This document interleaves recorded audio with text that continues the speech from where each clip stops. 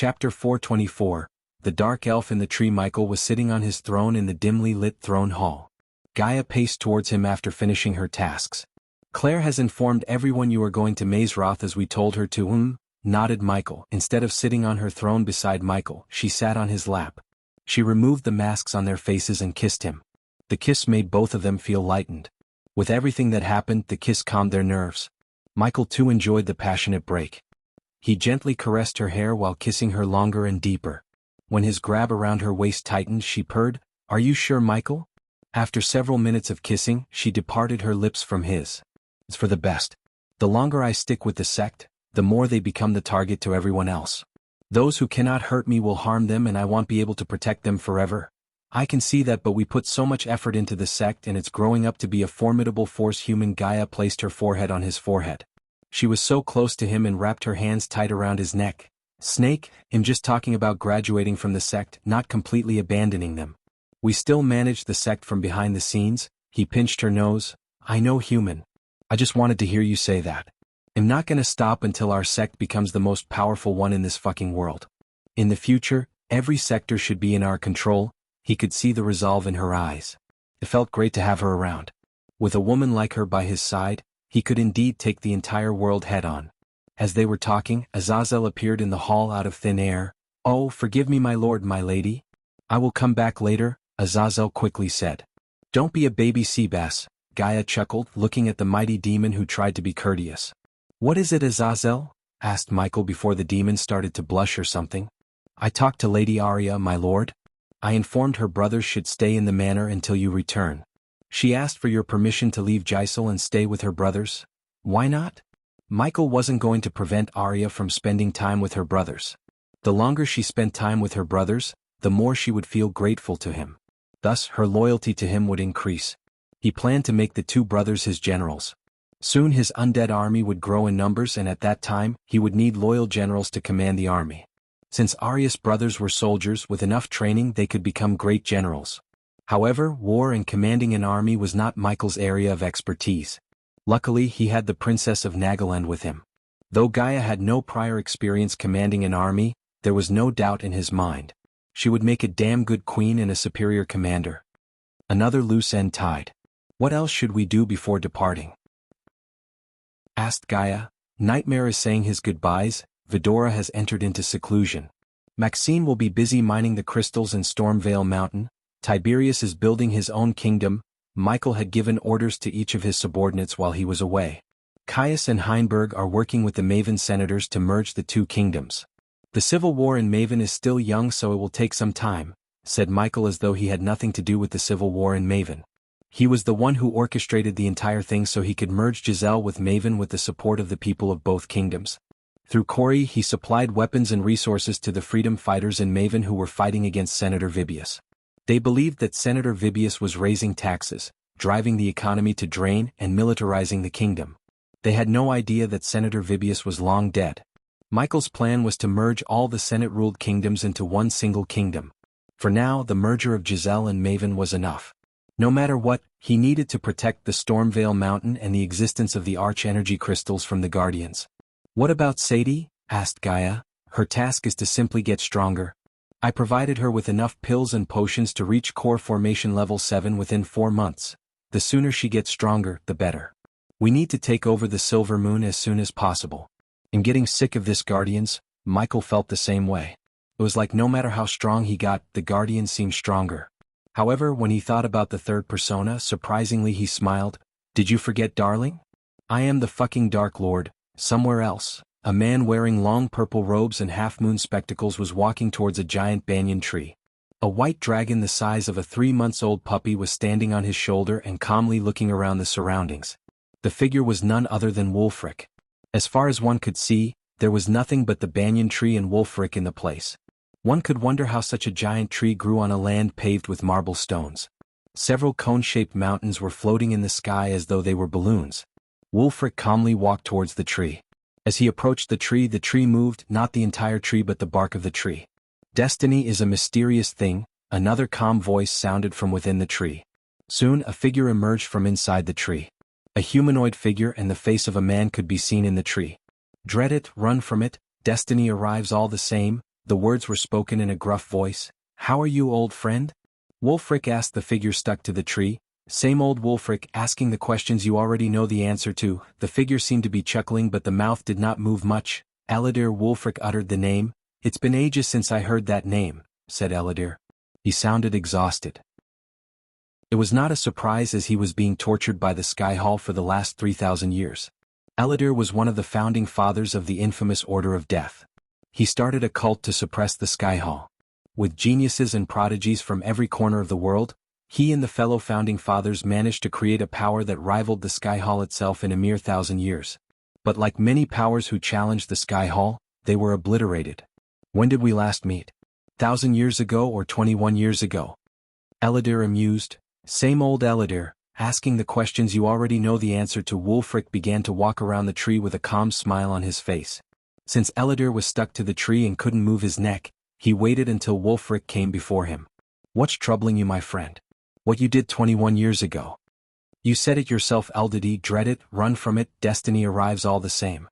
"You cannot escape destiny," Wulfric sighed. "You also cannot imprison the destiny." Wulfric, this time, Eladir's lips curved upwards, letting out an amused smile. No prison in the universe could hold him back. "He is here, isn't he?" Wulfric smiled. There was no fear in his eyes, just exhaustion. "He's coming here, Eladir. I invited him." Eladir was surprised, and yet, ever since he knew Wulfric, it had always been impossible to know the reasons for his actions. He goes by the name Ghost, and he has already started to grasp the power of darkness. One could not see any expression on Eladir's almost wooden-like face. But inside, Eladir was excited. 3,000 years of torture grew into a giant tree of anger towards Sky Hall in his heart. He was waiting for the day of the Dark Lord's arrival. Eladir wanted nothing but to see him burn the Sky Hall to the ground and everyone who helped Sky Hall decimate the Order of Death, as well as his friends. But still, Eladir had one question after hearing Wulfric. "And if you know this, why don't you go kill him?" The dragon looked at Wulfric. She also had the same question as the Dark Elf. "Meddling with gods will only lead to catastrophe, my friend. I learned that the hard way. If the world's destiny is to get destroyed by the Dark Lord and reborn as a new world, no mortal can stop that from happening." Elder remained silent for a few moments before asking, "Still, why did you invite him?" "Let me guess, you are not going to tell me." Once again Wulfric smiled gently. "Goodbye, old friend." As he said, Wulfric placed his hand on Eladir's head as numerous symbols appeared on the tree. The faint sound of vibrations reverberated the area. Soon, Eladir's eyes began to glow too. Eladir screamed as the dragon watched the Dark Elf with a bewildered face. Soon, the Dark Elf's scream abruptly stopped. "Master, what was that?" "I erased his memories of me." Wulfric almost sounded sad. He patted Eladir on the shoulder, which was covered by bark and a green moth. He then looked around, enjoying the serenity of the Aquilan realm one last time. "Soon, everything is going to change." Wulfric closed his eyes, stroking his long white beard. A gentle breeze arrived at the same time, gathering all the green leaves shed by the banyan tree. The trees brushed past him, and when the breeze settled down, Wulfric and the dragon were nowhere to be found. They disappeared into the thin air. Chapter 425, The Grandspire Bank in Flamefair. One of the dukedoms of Kingdom Kethan was an imposing milky white building built with marble stones. The building was located near the avenue that led to Flamefair Duke Avon's villa. From the street, a set of paved stairs led up to a set of burnished golden doors. The doors were flanked by an elf in a uniform of scarlet and gold. This was the entrance to the Grand Spire Bank Flamefair branch. Before leaving for Aquilan Realm, he had to deposit a percentage of his wealth. By doing so, he would get a pay cube, which was similar to a credit card on Earth. Since he agreed to become the leader of the Thusian Alchemy Guild, Calvin insisted he open an account in Grand Spire Bank so they could transfer his monthly payment without any delay. "Nice." Michael nodded in approval, looking at the bank before him. This building could not scream wealthy any louder. The stairs led into a small entrance hall and another set of doors. The door frame and the handles were made of pure gold. He chose not to stare at the elves at the door because he did not want to be seen as a noob who had never seen an elf in his life before. Through these doors, also flanked with elves, was a vast marble hall with long counters stretching along its length, with doors leading off to the vault passageways with around 100 elves and dwarves sitting at them.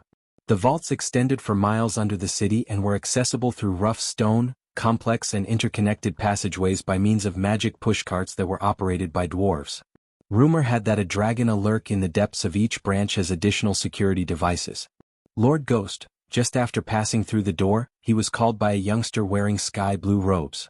He was fanning himself with a matching blue fan, and when he saw Ghost, he grinned ear to ear, which seemed pretty forced.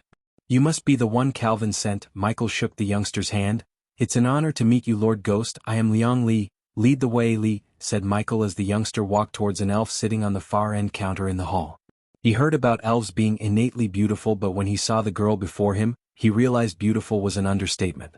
Her skin was sparkling smooth, the golden hair looked as though each strand of hair was made of gold. "Mr. Li, Lord Ghost. Please be seated," the elf said with a heartwarming smile. "You know me?"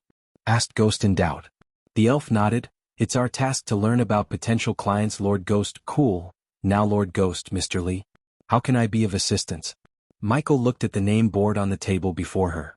The name Vanya Valric was written on the board in beautiful calligraphy. "Miss Valric, you said it's your task to learn about your potential clients. So I assume you know about my two businesses." The elf nodded once again as Michael continued. "Until now I'm dealing without pay cubes, but it's not, how do you say, professional and convenient?" Michael was just saying this for the sake of conversation. The bank took pride in keeping the contents stored in their vaults safe and secure. However, security was not a concern to Michael as he stored his gold coins in system storage, which was the most secure place he could think of. The reason Michael decided to open an account was because of Calvin and for the ease of transferring coins.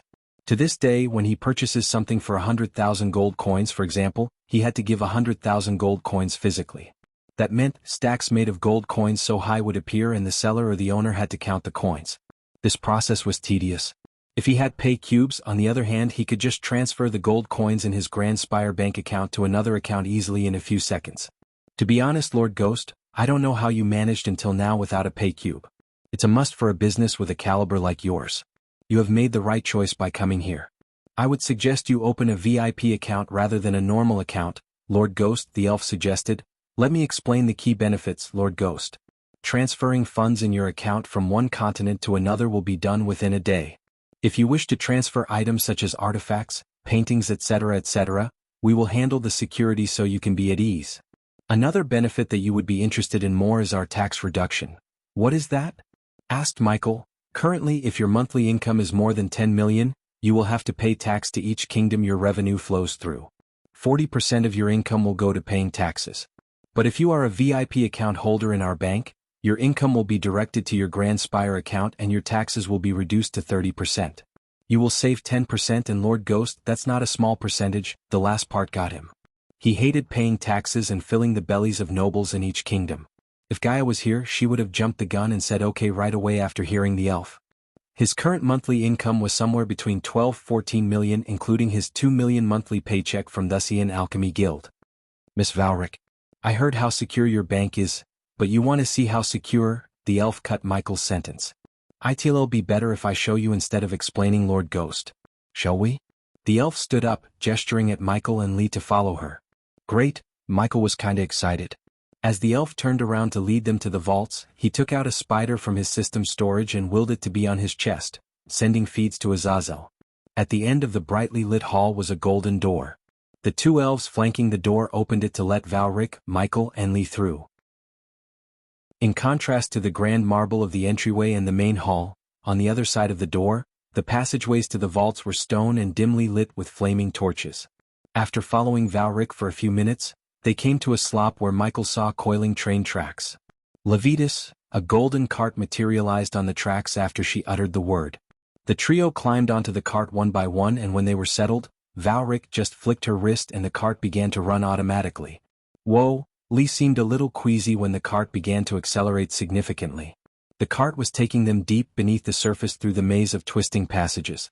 Michael tried to get a look at their surroundings, but in addition to the cart's speed, the vast, complex interconnected series of tracks prevented him from doing so.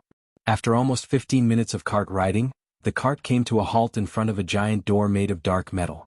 The door stood at least 30 meters in height and 20 meters wide. "This is the first security measure, Lord Ghost. This door is built to withstand any magical spells cast no matter who cast the spell." Valric sounded proud. She then placed her hand on the door and said, "Obenta." The ground vibrated as the door slowly creaked open. While it was opening, Michael asked, What if someone else said the same word? Will the door still open? Valric smiled, almost seeming amused by the question.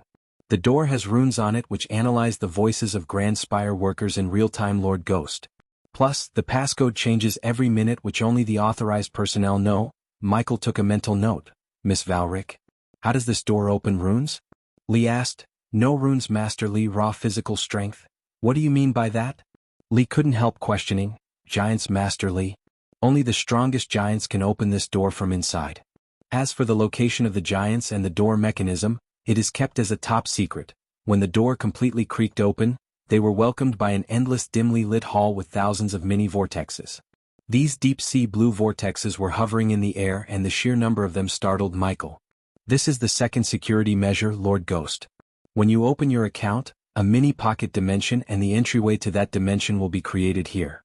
Each portal is assigned a number. Only the handler of that account number could enter the portal. Every portal you see here is protected by several powerful runes and arrays. If anyone tried, not that they could come this far, they will be burnt to a crisp. What if this handler tried to get his hands on the items? Asked Michael. The handler could access the dimension, but he or she won't know the coordinates of the place where the bank keeps your items. Every dimension is near inhabitable, Lord Ghost. No one can survive there for more than an hour. So if you don't know where to look for the items, odds are you're dead. After knowing the coordinates by contacting us and passing the verification tests, the handler will be given the coordinates. The vault at the coordinates is impenetrable even by an immortal.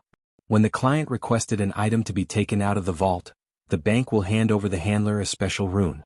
After reaching the coordinates, the vault will ask for the passcode, which will be given to the handler from our security branch after another series of verification processes. By the minute, she was impressing Michael. Somehow these verifications sounded like intriguing death traps. On top of everything, Michael felt like he's been watched by several entities. The handler then places the rune on the vault. The rune will teleport the item directly to a secure place. The rune will change every 3 hours, so duplicating is not an option. After that, the bank will give the coordinates of the place to the client. The client has the option to pick up the item or to be delivered to the preferred location.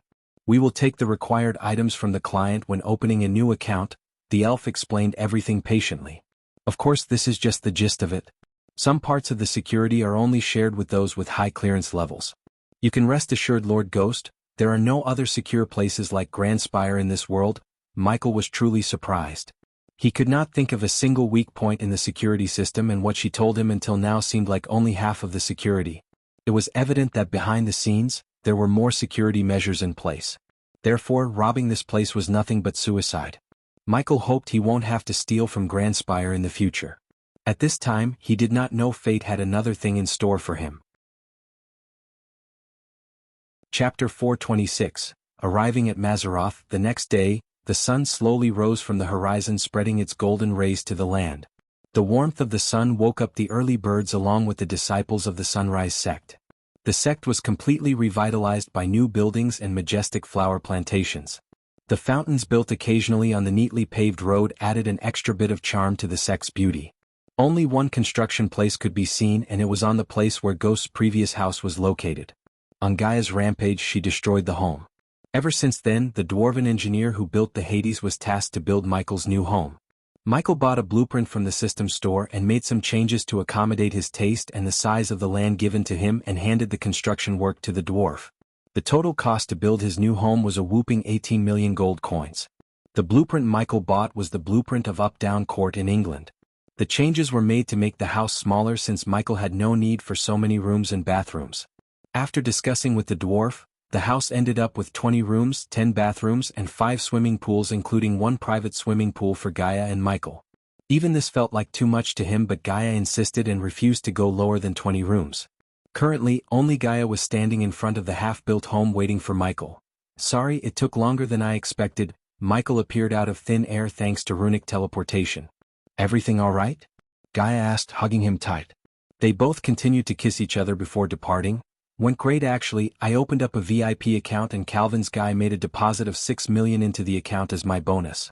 I guess Thusians have gold to spend. We should milk as much as we can before we destroy them. Gaia grinned. What about you? Did you tell the Kane family elders we might not be able to make it to the wedding? Asked Michael. He sat on the stack of marble stones and helped Gaia up. He then put his hand around Gaia's shoulder. They are pretty pissed off about the ambush. I heard that's the hottest topic in Elon right now. And oh, the wedding has been postponed. Michael was surprised. The Kane family went to such lengths to make sure Adam weds the Oswin family heiress. It was highly unlikely they postponed because a trio of elders got ambushed. They didn't tell me why. They just told me the wedding has been postponed. Did you happen to meet Lord Ashton? Nope. Gaia shook her head. Your full name is Gaia Ashton and he is also called Ashton. You two related? It's coincidence, brat. She gnawed Michael's hand playfully. Ouch, you animal. Michael knocked her on the head. He suddenly stopped chuckling, which made Gaia frown. She looked at his face to see a worried look on his face. Don't worry, Michael, we will find a cure for your problem. I have a feeling the dark elf my mother talked about has all the answers we need. I am afraid he will have more than answers, said Michael. His gut feeling told him something was going to happen soon. Ignoring the gloomy feelings, Michael accessed the system's storage to take out a brown sparkling potion. He drank the potion quickly and closed his eyes. The potion was so bitter that it made bitter melon look sweet. After he drank the potion, Gaia noticed tiny hairs coming out of his cheeks. She saw his beard grow at a visible speed. In a few blinks of an eye, his stubble beard turned bushy. His hair also grew a couple of inches but not as much as the beard. System, upgrade her mask to the max level. He then willed the system, placing his hand on Gaia's face. She began to feel a warm wave spreading through her head. The chameleon mask has been upgraded. Anyone under the half-immortal stage will not see through the effects of the mask. The system charged 10,000 badass points for the upgrade. This was the last thing Michael planned to do before leaving for the Akulun realm. What did you do? Asked Gaia, touching her face. I made sure you stay safe. Just run if you see anyone above half-immortal stage. Human, I don't think those guys will be teaching there. Better safe than sorry. Shall we go? Michael jumped down from the stacks of marble stones. Go? Aren't you gonna tell everyone? She frowned as Michael sighed. I already told Claire. I'm not very good at goodbyes. Besides, they are still grieving. We should leave them be. Whoosh. As Michael was speaking, a shadow was cast on them. They both looked up at the sky to see Nightmare slowly descending from the sky. He landed comfortably on Michael's shoulder. You're on time. Michael brushed Nightmare's neck gently. Before we go, I have a question. You are going to study. What is she gonna do? You faked the acceptance letter, but what if they have records of new admissions? If they compare the list of names with the people who arrived, she will stand out. Gaia looked at Michael, expecting him to explain. Believe it or not, Michael had the same question. However, according to the system, it altered the record somehow. At first, Michael couldn't believe the system. He never thought the system would be able to alter records of Mazeroth from another realm. Yet the system did that and reassured him that he has nothing to worry. He trusted the system enough to bring her to the Akulun realm. Where does this come from? Nightmare nudged his head on Michael's beard. Let's go, shall we? Rather than explaining and wasting time, Michael retrieved the golden parchment from the system's storage. Gaia also took out similar-looking parchment from her space ring. Both parchments looked exactly the same. No one could find any difference in the scroll except for their names. Taking out a quill from their space rings, they signed their names on the corner of the parchments as instructed. After signing, nothing happened. They just kept staring at each other. For a couple of minutes, an awkward silence filled the area. What dash? And just as Gaia was about to say something, the air around them became hotter. They felt the space around them getting distorted. In the next second, a blue vortex appeared behind them, and in a blink of an eye, the vortex sucked them in. They traveled through space for more than 3 days, but for them, it felt like a couple of seconds. When they opened their eyes, they were standing on endless grassland. Wow! Nightmare's jaw dropped a couple of inches down in shock. Not only he but Gaia and Michael were also mesmerized by the beauty around them. The puffy milky white clouds seemed so close to them. Around them, there were hundreds of giant mountains in the shape of cones floating in the air. Hundreds of people flying on what seemed like swords and spears and even broomsticks. Whoosh! As they were basking in the beauty of the Akulun realm, the space around them was distorted once again. Before even Michael could turn his head, Gaia was sucked into a vortex. Michael's heart skipped a beat as he reached for the vortex to pull her out. However, it was too late. She and the vortex both disappeared. System, locate her. Where is she? He shouted at the system in his mind. Do not be alarmed, host. Gaia is still in the Akulun realm. The system has teleported her to another more suitable location. What do you mean more suitable? You will see. The system kicked him out in spite of his urge to ask more questions. The Aquilan realm's sky was filled with floating mountains. Each mountain looked unique. One had water flowing from the top, one was covered in vegetation, and one seemed to be covered in snow. Under different circumstances, Michael would have taken some time to enjoy the beauty and peace and calm. Now he wanted to find Gaia first. Human, all of a sudden, he heard Gaia's voice in his head through the earpiece. "Fuck, did you teleport me here?" She sounded slightly annoyed because of the sudden teleportation. "Trust me, I had no control. Where are you now?" "I think I'm on a floating mountain. So I guess I'm still in Aquilan realm," Michael sighed. "Let's find where are we exactly and rendezvous somewhere." "Got it? Welcome to Mazeroth," a gruff voice sounded from behind. Michael quickly turned around and saw a giant of a man walking toward him. The man was about twice as tall as an average man, standing at 10 feet tall and 3 times as wide, with a long mane of shaggy black hair and a beard that covered most of his face. He kinda reminded Michael of Hagrid in Harry Potter. The entire world seemed to be the world of wizardry in a weird way. Except this man did not speak with an accent. "You must be the youngster who goes by the name Ghost, and who is this majestic creature?" "Juror." When the man tried to pet Nightmare, the dragon showed his razor-sharp teeth. "Fierce one, huh? I admire creatures with some spirit like this. You little dragon need all the spirit you can get to face those jerks called royal dragons." For a moment, Michael remained silent. He was scanning the man from top to bottom. Surprisingly, the man was only at the body-strengthening stage.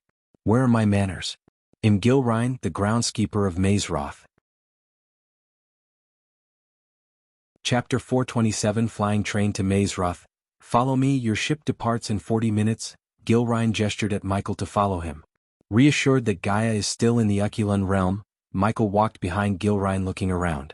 The place was simply magical. The rainbows added another layer of charm to the already magnificent Aquilan realm. Michael did not know where Gilrine was leading him to.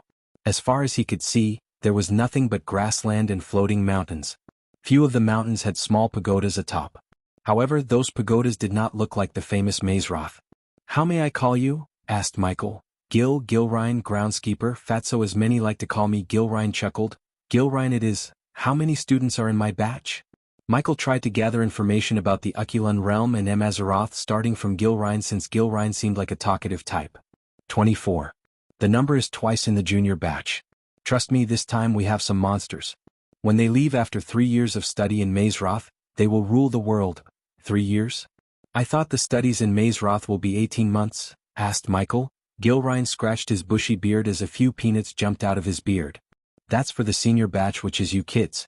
The little ones will study here for 3 years. Nightmare couldn't take his eyes off the sky where he saw countless people flying. He wanted to check out the new place by flying around. He really missed Fedora. They would have really loved the place, Nightmare thought. After almost half an hour of walking, they came to the edge of the mountain. Michael stood on the edge looking down. There was nothing but puffy clouds down. They covered the air as though they were fluffy white blankets. "You are the last one in your batch, and surprisingly you took your time. Normally kids come running here the second after they get the invitation." Michael could barely see the expression on his face through the bushy beard. "I had some loose ends to tie up." For some reason, Gilrine had a weird feeling looking at the calm face of the youngster. He couldn't explain the feeling, but it was drilling his heart like a drill. Choo, choo. The sound of the train in the distance drew their attention towards the sky. Michael was pretty surprised to see a train approaching them. The train was flying rather than running on a track. The train was at least 650 m in length. It was painted in black with the word Mazeroth Express written on the side in crimson red. Michael counted 5 coaches while waiting for the train. He couldn't help remembering the Hogwarts Express looking at the train. This whole place in Mazeroth reminded him of Harry Potter. Instead of Harry Potter, he felt like Voldemort since the Guardians named him the Dark Lord. As the train approached them, it slowed down and eventually stopped in the air above them. A bridge made of light appeared from the center car to the edge of the mountain Michael and Gilrine were standing on. Bollocks, all of a sudden Gilrine slapped his own forehead. "I forgot to pick something important." He turned to look at Michael. "Do you mind going alone? I will meet you at the gateway." Michael did not know how this entire process works, yet looking at the man's pleading face he nodded. "Sure thing, great. Hey, race your ticket." Gilrine handed over Michael a golden card the size of a credit card and flicked his wrist. A large broomstick materialized on the ground beneath his feet. In a blink of an eye, Gilrine stepped on the broomstick and disappeared into the sky in a rush. The ticket had the number 34 under the name Mazeroth written in emerald green ink. The sparkling blue light bridge seemed intimidating as Michael never walked on a light bridge before. Still, he wasn't afraid. Even if he fell, he could fly, so there was no need to be afraid. To his surprise, when he stepped on the light bridge, a loud thunder shaking even the mountains sounded throughout the realm. That's ominous. Michael looked up at the sky.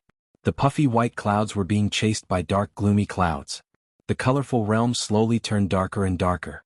In the distance, several lightning cracks were splitting the sky. The darkness soothed. He walked the bridge with his head held high. When he finally stepped into the train, the light bridge faded away. He was welcomed by a corridor large enough for two grown men to walk side by side. There were several compartments in front of him, and each of them had a number on the door. Not a single compartment had open doors. The door near him had the number 23, and the numbers increased further. He walked through the corridor.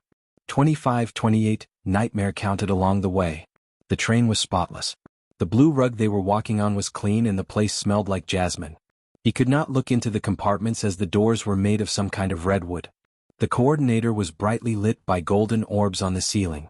Finally, several minutes later, he found the number 34. There is no knob on the door, said Nightmare. Michael looked at the ticket in his hand, wondering how to open the door when the door next to his compartment opened. Alluring beauty with silky brown hair stepped out of the room. She wore a warm smile on her face. You have to place your ticket on the door, the girl spoke in a melodious voice. She turned her gaze towards Nightmare while Michael was placing the golden ticket on the door. Her warm smile and beauty mesmerized Nightmare. He was just staring at the girl's face without batting an eye. Several runes began to glow when the ticket touched the door. A golden knob appeared as Michael twisted the knob to open the door. The compartment was a small room with a single door opening to the long corridor. There appeared to be seating for up to 6 adults or 8 children in the compartment, on 2 cushioned benches facing each other. Thank you, don't mention it, number 34, she smiled, making Michael frown. You seem like you don't know it. In Mazeroth, no student is allowed to use their names. Just only by the numbers given to us when they sort us into specialization houses. I am 33 until I get my student number. I'm your neighbor. The girl reached out her hand to shake his hands with a bright smile. She seemed warm and friendly, and deep down she reminded someone of him. For the sake of manners, Michael shook her hand. She did not linger around to have a conversation as she returned to her compartment. He entered his compartment and sat next to the window. The windows were getting covered by tiny droplets of water formed by the drizzling rain. As though the train was waiting for him to settle in his compartment, the train began to move only after he reached his place. Where is she? Nightmare asked again. He jumped onto Michael's lap and looked at him with a worried face. She's fine, he said before calling the system in his mind. System, scan this compartment. I want to know if there is something that could spy on us. That will be 100 badass points. As usual, he had to pay the system to get it to do something. Surprisingly, the system informed him there is nothing in the compartment that could spy on them. Where are you? It took several seconds to get a reply from Gaia. Human, you're not gonna believe this. Gaia sounded excited. I will tell you everything when you come here. Michael frowned. Are you in Mazeroth? Yeah. Holy shit, Michael, you have to see this place. This is fucking awesome. He was stunned because Gaia was extremely hard to please, yet even he praised the place and seemed shocked by Mazeroth's beauty. I have a surprise for you, Mikey. Come sooner, he'll be waiting for you. Shit, I gotta go. The connection broke off abruptly. Although he did not know what was the reason for her excitement, he was relieved to hear she made it into Mazeroth without a problem. Inside the compartment next to Michael's compartment, 2 girls were drinking hot tea facing each other. Edith, who were you talking to? Asked Victoria, the girl who betrayed Abraz and sent a dagger through his heart. Michael was oblivious to the point that he was sitting next to the Princess of Thusia, and the girl who he just talked to was the younger sister of Layla Alden. Number 34, Edith chuckled, winking at Victoria. You know, he was pretty okay in the eyes. Good height, awesome body. Regardless of his robes, I was still able to see his muscles flexing out. Plus, he has a dragon for a familiar. Let me guess, a forest dragon. Victoria did not even look at Edith. She was still looking outside through the window and calmly taking sips from her cup. How did you know? Edith was shocked, because if he had a royal dragon, I would have known him and you would have known him, Victoria calmly said. Anyone could see the superiority in her voice. So what? I'm telling you, you should find a boyfriend, and this is the only place you might find the one who fits your criteria. You always ask me to find a boyfriend. What about you? Have you confessed your feelings to your sweetheart? Edith's face immediately turned red. Or you're going to tell me that you and Noah are just friends? Victoria was smiling. As far as she was concerned, nothing could worry her, and she and her family were reaching for heaven with the help of Cosmic Stream.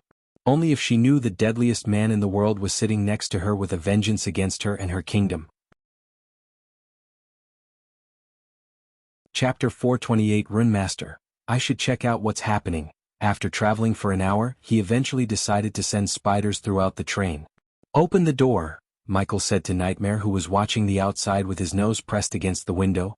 Nightmare flew towards the doorknob and opened the door by twisting the knob using both of his hands. Michael sent several spiders through the door. Nightmare kept watching the spiders crawling out the door and activating their camouflage to blend in with the environment.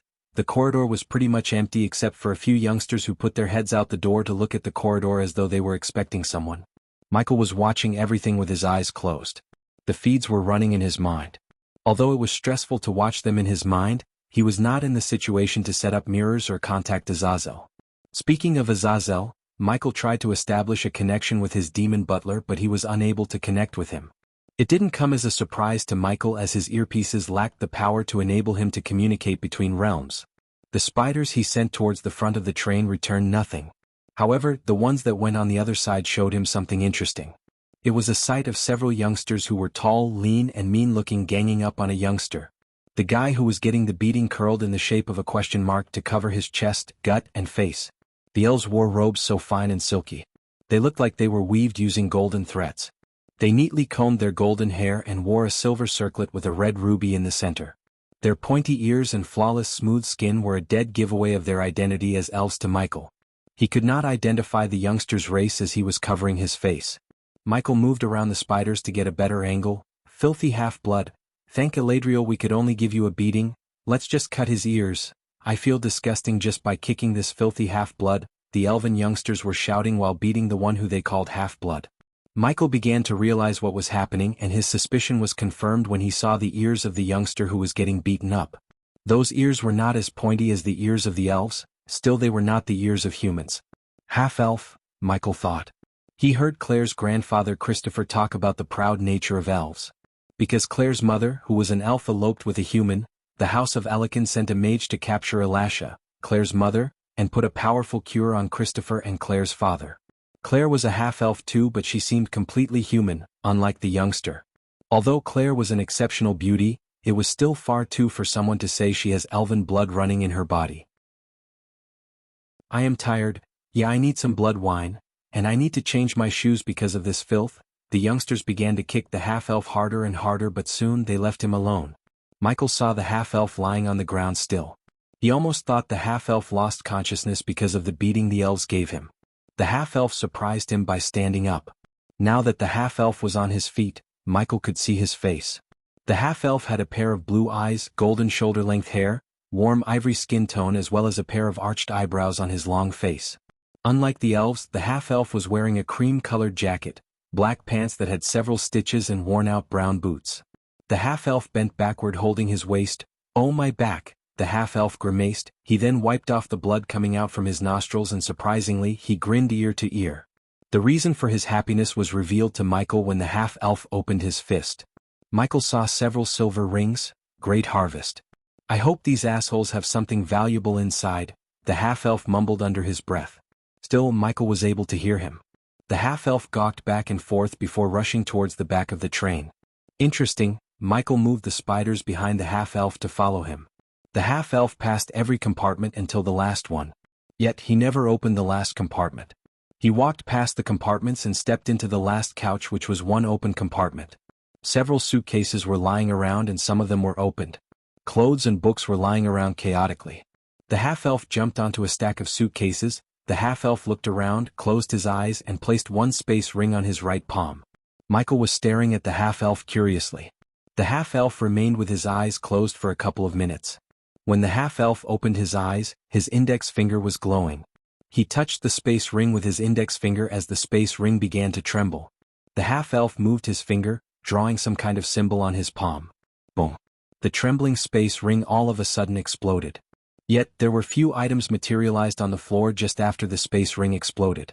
Michael saw a couple of jade daggers, scrolls, and a few gold coins. The half-elf frowned. Damn it, he cursed, waving his hand. A beam of light shot out from the half-elf's palm and engulfed the items. The very next second, the light beam disappeared along with the items on the floor. The half-elf continued to break the space rings one by one. Each time he broke a space ring, he ended up stealing the leftover items. A rune master, Michael realized the specialization of the half-elf while watching him break open the space rings one by one. Obviously, the half-elf was destroying the space rings along with most of the items inside. Still, it was a great feat that many believed that space rings are unbreakable. If he was called by Mazeroth, he must be a gifted one, Michael thought. For a long time he was looking for a rune master to serve him. It seemed like he had finally found a suitable candidate to recruit. The problem was, however, how he should approach the half-elf. He could either meet the half-elf as Ghost or Lucifer, but getting into his Lucifer persona in the Aquilan realm was a risk. Therefore he decided to approach him as Ghost. Fortunately, the girl he met told him that in the Aquilan realm, Mazeroth in particular, everyone would be called using their student numbers rather than real names. If he played his cards correctly, he could hide his identity and recruit him into the order. Several minutes later, the half-elf broke all the space rings in his hand. He jumped down to the floor with a grin. It's time to find another group of racist assholes to steal from. The half-elf made his way towards the student compartments once again. The half-elf walked out of the compartment having no idea of being followed. Inside compartment 33, Edith and Victoria were staring at an orb floating in the middle of them. "Why does your father want you to hide your identity?" Edith asked. The orb was powered with Cosmin C energy. Hence, they were able to communicate with Victoria's father and Thuxia using the orb. "I don't know, but Dad must have his reasons." In her life, Victoria had never questioned her father's decisions. For her, he was the greatest ruler born to unite the entire world under the name of Thuxia. She believed it was her destiny to rule the united world as the Empress of Thuxia. "At least I don't have to wear any masks to hide my face." Edith rolled her eyes. She did not seem very happy about Victoria hiding her face as well as her identity as the Princess of Thuxia. "So be glad," Victoria said, flicking her wrist. A porcelain mask appeared on her face. She slowly placed the mask on her face. Victoria kept the mask on her face, and gradually, the mask merged with her face, changing her facial feathers and the color of her hair. In mere moments, Victoria's face transformed completely. She looked nothing like the Victoria Edith knew and saw a few seconds ago. "This is going to be weird," Edith said. She couldn't help reaching out to feel Victoria's face. Her face was still soft and very human-like. "Now can you keep your mouth shut, Eddie?" Edith knocked Victoria on the head playfully. "I'm not a secret spiller. You can hide your face, but you cannot hide who you are. Eventually, you yourself will reveal your identity, and I'll have to save you." "But as usual," Edith said, puffing her chest out. "Tell me the one time you saved me," asked Victoria. Edith stuck her tongue out, since not even once she saved Victoria from trouble. On the contrary, it was always Victoria who saved Edith from trouble. She was friends with Victoria as far as she could remember. Simply, they were family to each other. They did not keep secrets from each other except for Victoria's involvement in acquiring the cosmic stream. However, that was because Victoria's father made Victoria promise not to tell anyone until they obtained the cosmic stream. Edith would have stopped Victoria and persuaded her to find another way instead of betraying someone using love. For Edith, love was the most precious thing in the world. Because Victoria was her best friend, subconsciously Edith ignored the fact Victoria faked being in love with Abras and betrayed him for the cosmic stream. Thuxians did get the cosmic stream, and they were using the stream to become the strongest. However, they failed to realize that the power came at a cost. Chapter 429, Castle of Mazeroth. Castle of Mazeroth. While Michael was coming to Mazeroth on the train, Gaia had already reached the outskirts of Mazeroth. Mazeroth Castle was a large, 9-story high building supported by celestial magic with 252 staircases throughout its many towers and turrets and very deep dungeons. The castle was built 4,000 years ago by a 6-star architect and the 4 most celebrated cultivators of the age: Archer Crook, Ingrid Stenham, Chiojin, and Karjan Pavlovich. All of them were 6-star warrior, alchemist, rune master, and blacksmith respectively. The castle was the main building of the Mazeroth, regarded as the finest academy for studying wizardry in the world. Mazeroth was built on the Mother Mountain in Aquilan realm.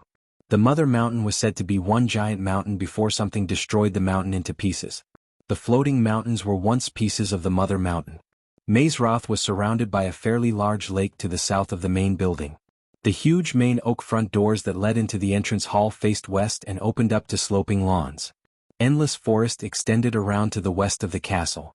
There were also exterior greenhouses and herbs patches on the school grounds for the alchemy students.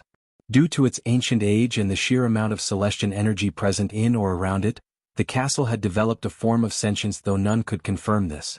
Gaia just came out of the forest to the west. She was stunned by the sheer magnificence of the castle. She always praised the castle of Nagaland and took pride in the castle her ancestors built. However, the castle of Mazeroth made the castle of Nagaland look like a poor shack. "Ah, miss," suddenly Gaia heard a voice from behind. In a split second, a long sword appeared in her hand. She turned around at lightning speed. God! The one who shouted seeing her sword against his throat was a giant of a man. His face was almost covered by a tangled mane of a beard. "Miss, my name is Gilrine, the groundskeeper of Mazeroth," said Gilrine without moving an inch. The pointy edge of the sword was just an inch away from his throat, and the girl looked as though she would send the sword through his throat if he dared to move. Prove it. Gaia was the intruder, yet she intimidated Gilrine without showing any hesitation. She trained herself to proficiently lie before meeting Ghost, but after meeting him, he honed her skill of lying further.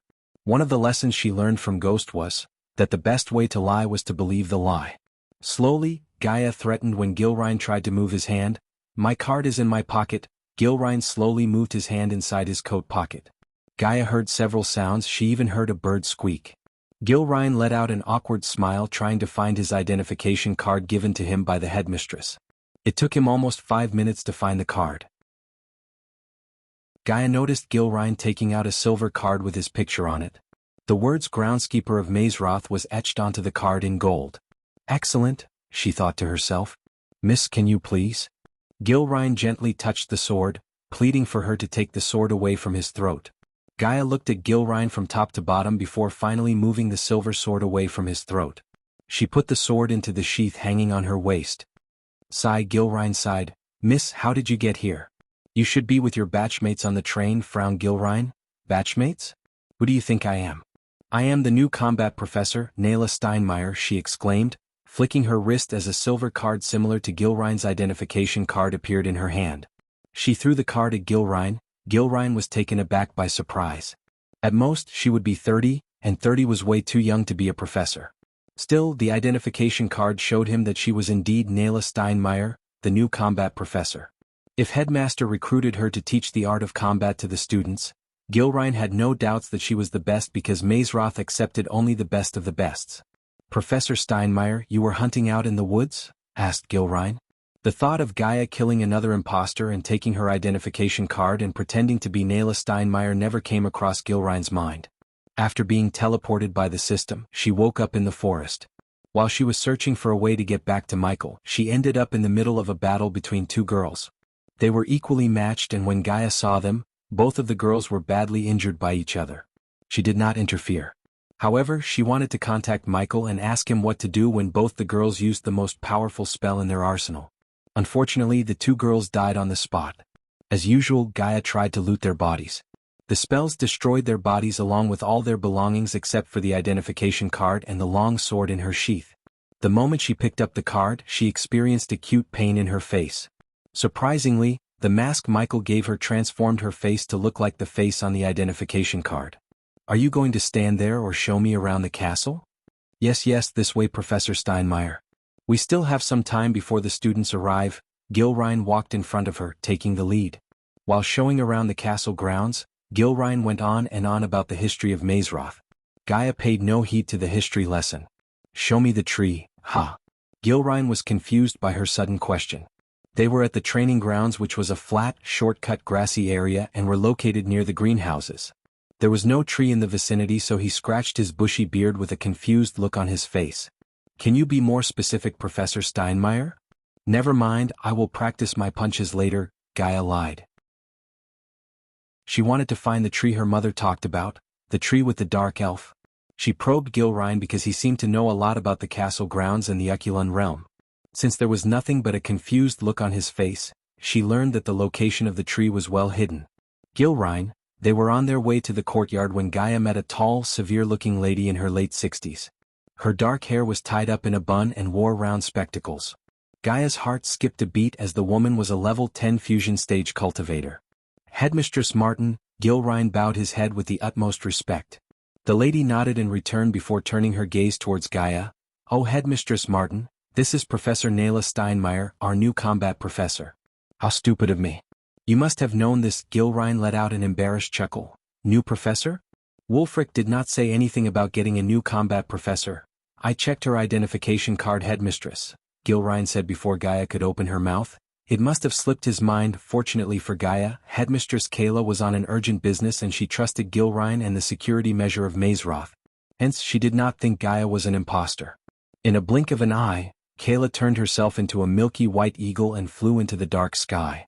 Gaia was stunned yet again. "She is the best shapeshifter there is," Gilrine proudly said. Gaia could also notice a tear dropping rolling out of his eyes in pride. Through the oak door in the courtyard they stepped into the castle.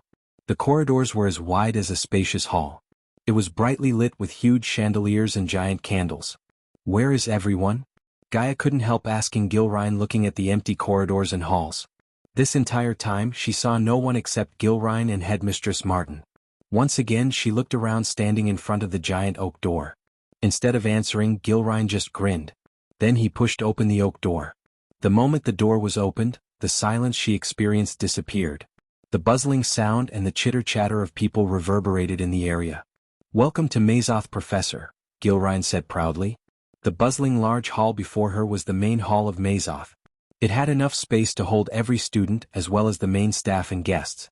The hall had tall walls that reached up to the ceiling, which was covered with floating candles and enchanted to look like a starry sky.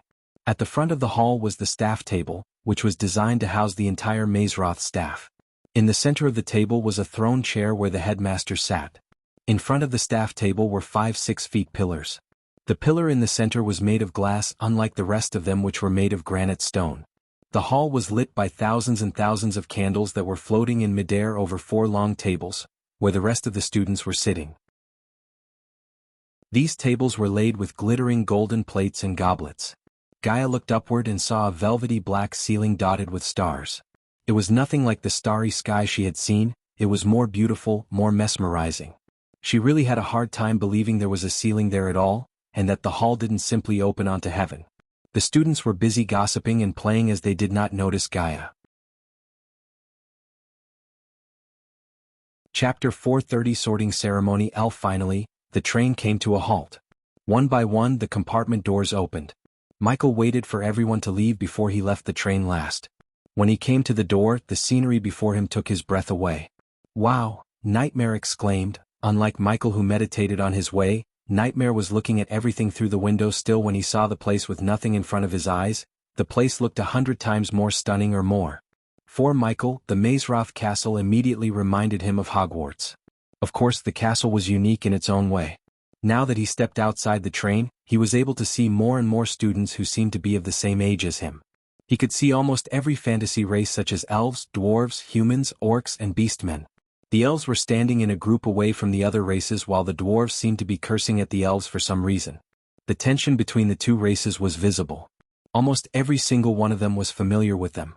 The elves mostly carried a beautiful snowy owl in a cage. Contrary to the elves, the dwarves were standing beside various breeds of dogs. Michael smiled inside, seeing dog breeds such as husky, German shepherd, and bulldogs in this world. Some of the dogs, however, had wings and pointy ears. Taking his eyes off the dwarves, he noticed the growling faces of orcs and the beastmen. Orcs were the bodybuilders of this world. Their bulky muscle mountain physique itself terrified many humans. Despite their terrifying look, the orcs were a peace-loving race. Only a few tribes such as Dalar's tribe advocated war and violence. According to Gaia, the orcs preferred to live in peace and prosper through trade routes with nearby kingdoms. The orcs were the only powerful race in the world who did not have their own kingdom. Almost all the orcs had a raccoon with a long bushy tail sitting on their shoulders. Among the humans, he was standing last beside the half-elf. Each and every man and girl in the crowd carried an exotic rare familiar. The dragons were said to be a rare race, yet he could see a bunch of dragons flying around like flies. Some of the dragons radiated a noble aura, their demeanor, the way they looked at the others, the shininess of their scales, simply, those dragons stood out. Edith and Victoria were standing in the front. Since Michael had no idea who they were, he paid little attention to them. His full focus was on the half-elf and the majestic castle in front of him. Why are we standing here? Where is that giant? The elves began to show their discontent with waiting. Only the elves were daring enough to be like this. The rest of them were glad to be a part of Mazeroth, unlike the elves. The more he saw the elves, the more he realized the assholeness of the elves. On top of being racist, they seemed to be lacking patience. Michael looked around his surroundings. They seemed to be in the training grounds because the grass field was neatly pruned and he could notice pitches resembling cricket pitches. The cultivation level of each individual surprised Michael. None of them was stronger than him. Only one girl seemed to be on the same stage as him. With the experience points he received from the Reapers Gaia killed and the ninjas he killed back in Hades, he was able to reach core strengthening stage level 4. He was the strongest among them and the girl piqued his curiosity.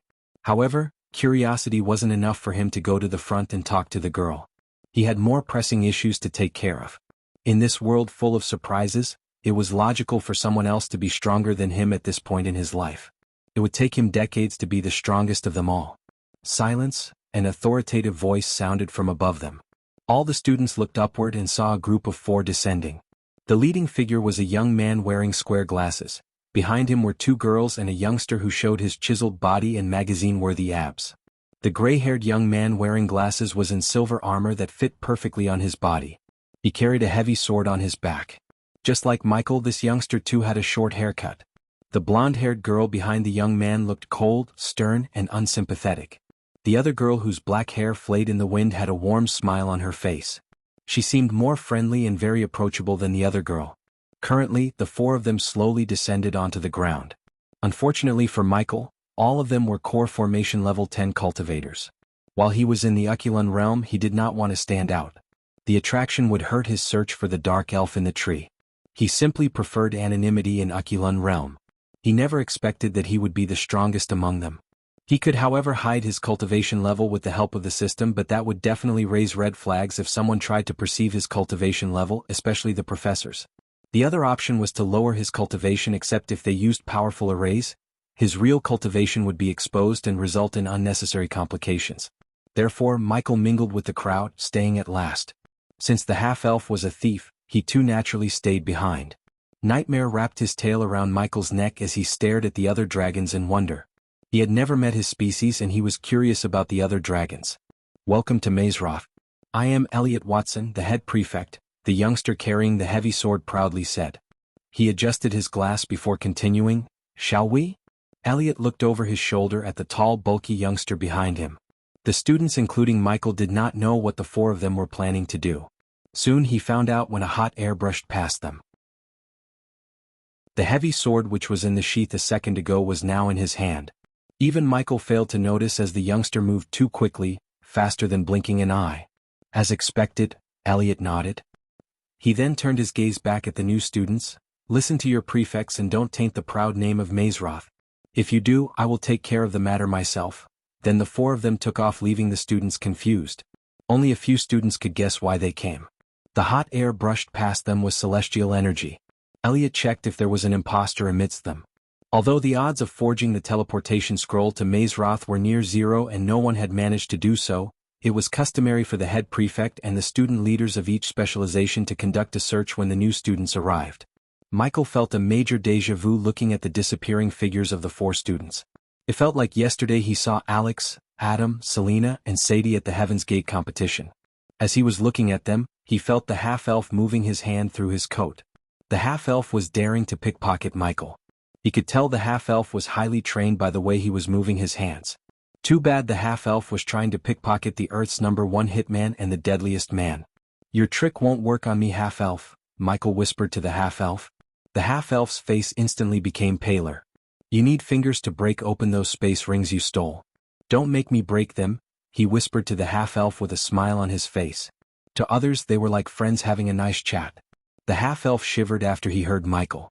He had no idea how the human next to him found out about his trick of breaking the space rings. It took him years to come up with a rune hack to break open the space rings.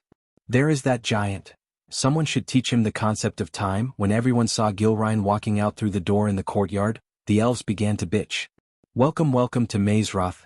Someone already said that. Now lead us to the sorting pillars without wasting our time anymore. One of the elves rolled his eyes. His arrogant demeanor drew everyone's attention, including Michael's. He was one of the elves who beat the half-elf earlier on the train. Gilrein's grin shrunk. "Sorry, now if you follow me," Gilrein said, clearing his throat to disguise the embarrassed look on his face. Despite his look, Gilrein seemed to be a soft-hearted man. The elves followed Gilrein first as the others followed them behind. The half-elf tried to speed up his steps. "Try to escape and I'll tell the elves what you did to their stuff." His words stopped the half-elf in his way. "I don't know what you are talking about," said the half-elf. "Nightmare." Michael gently nudged Nightmare's chin as he leaped onto the half-elf's shoulder. The half-elf almost shouted and swatted away Nightmare, but Nightmare's razor-sharp teeth stopped him from doing so. "Walk with me," said Michael, following the crowd. The half-elf realized he had no choice but to follow him because the man walking in front of him was the strongest of them all. He made an amateur mistake by not checking his cultivation before trying to pickpocket him. However, he did not have to worry for long, as the professors would strip away their cultivation after the sorting ceremonies. The students would only be allowed to use their cultivation during certain tasks and assignments. "Hey little dragon," the half-elf smiled at Nightmare. "You're either extremely lucky or unlucky." The half-elf couldn't guess whether to laugh or cry hearing the dragon. "What's your name, by the way?" asked Nightmare. "Wilkes," the half-elf sighed, giving the dragon one of his aliases. Chapter 431 Sorting Ceremony. Michael followed Gilrein while keeping an eye on the half-elf. The walls above the corridors were filled with dancing plants and talking portraits. The closer he got to the oak door at the end of the corridor, the louder the students began to chit-chat. They were clearly more excited than Michael. Under different circumstances, Michael would have enjoyed spending his time on Mazeroth. The third persona problem of his prevented him from appreciating the life around him. "What's behind this door is the Heaven Kids," Gilrein grinned ear to ear before opening the oak door. And just as Michael expected, the hall reminded him of Hogwarts' Great Hall. Each specialization class was called a house. The house tables were as follows from left to right: warriors, runemasters, blacksmiths, and alchemists.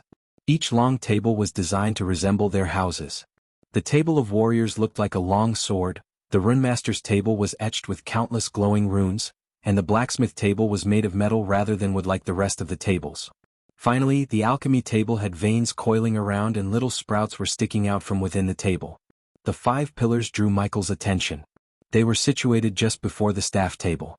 Each pillar contained a glowing rune except for the pillar in the middle. The 2 pillars left to the center pillar had a crimson-red sword and navy blue chakra on top of them.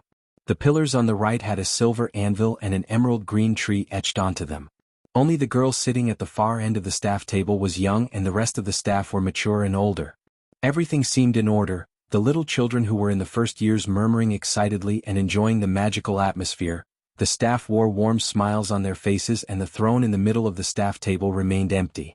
Only one professor who was in complete black robes was yelling at a student with a bloody face. The professor kept slapping the boy despite the wounds on his face.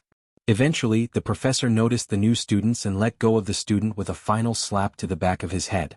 "Students, please be silent." One of the professors who wore a pointy hat on her hat clapped her hands. Her clapping was as loud as thunder. The great hall immediately became silent. Gilrein walked towards the staff table to take his seat beside the youngest professor at the table. Headmistress Kayla stood up to welcome the new students. "I am Headmistress Kayla Martin, and before we begin the feast, we will conduct the sorting ceremony. Please step forward and place a drop of your blood on the center pillar." The first years were curiously looking at them to see who was going to end up in their house. They were even betting on them as though Michael and the others were racehorses. "You will receive your student ID after you're sorted into one of the 4 proud houses: warriors, runemasters, blacksmiths, and alchemists. It's forbidden to use your real identity while you're studying in Mazeroth. Your student number will be your identity for the next 18 months, Professor Kayla explained.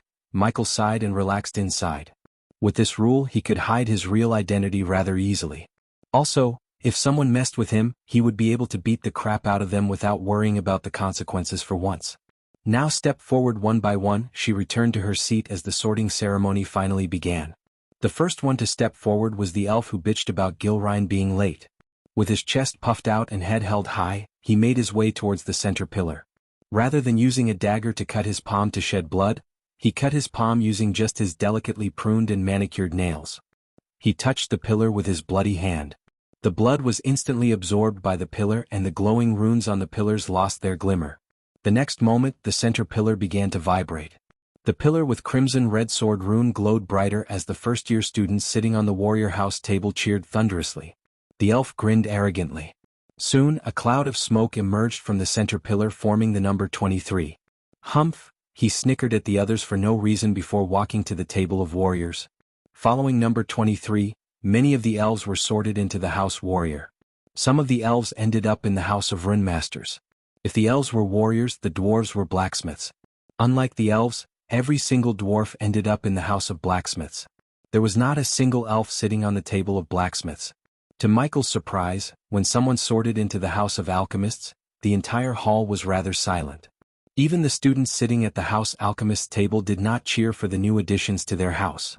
Michael did not know the reason for this exactly, but he deemed the alchemists were considered inferior compared to the rest of them. As a 5-star alchemist, he felt offended by the thought. One by one everyone got sorted into their houses. Nothing interesting happened until a red-haired girl touched the pillar. This girl went after the girl who talked to him back on the train. When the girl touched the pillar, both the pillar of warriors and the pillar of rune masters let out a blazing glow. Even the proud elves were stunned beyond words. Number 34, Headmistress Kayla stood up from her chair. As a headmistress of Mazeroth, she had seen many students with more than one specialization. She even saw a couple of students with 3 specialization talents. Every time they admitted new students, they would see 1 or 2 students with 2 specialization talents. You can choose either warriors or rune masters. The choice will be yours and yours alone. Everyone stared at Victoria for her answer. While they were looking at Victoria, Michael was searching around to see her familiar because the girl didn't seem to have one on her. Only a couple of students remained without having a familiar, and she was one of them. Professor, I choose warriors. The moment Victoria chose the warriors, the students of Warrior House let out thunderous cheers. They were excited to welcome such a talented person to their house. The more talented students they had, the higher the chance to win the house cup at the end of the year. Eventually, Michael's turn came as he stepped towards the pillar.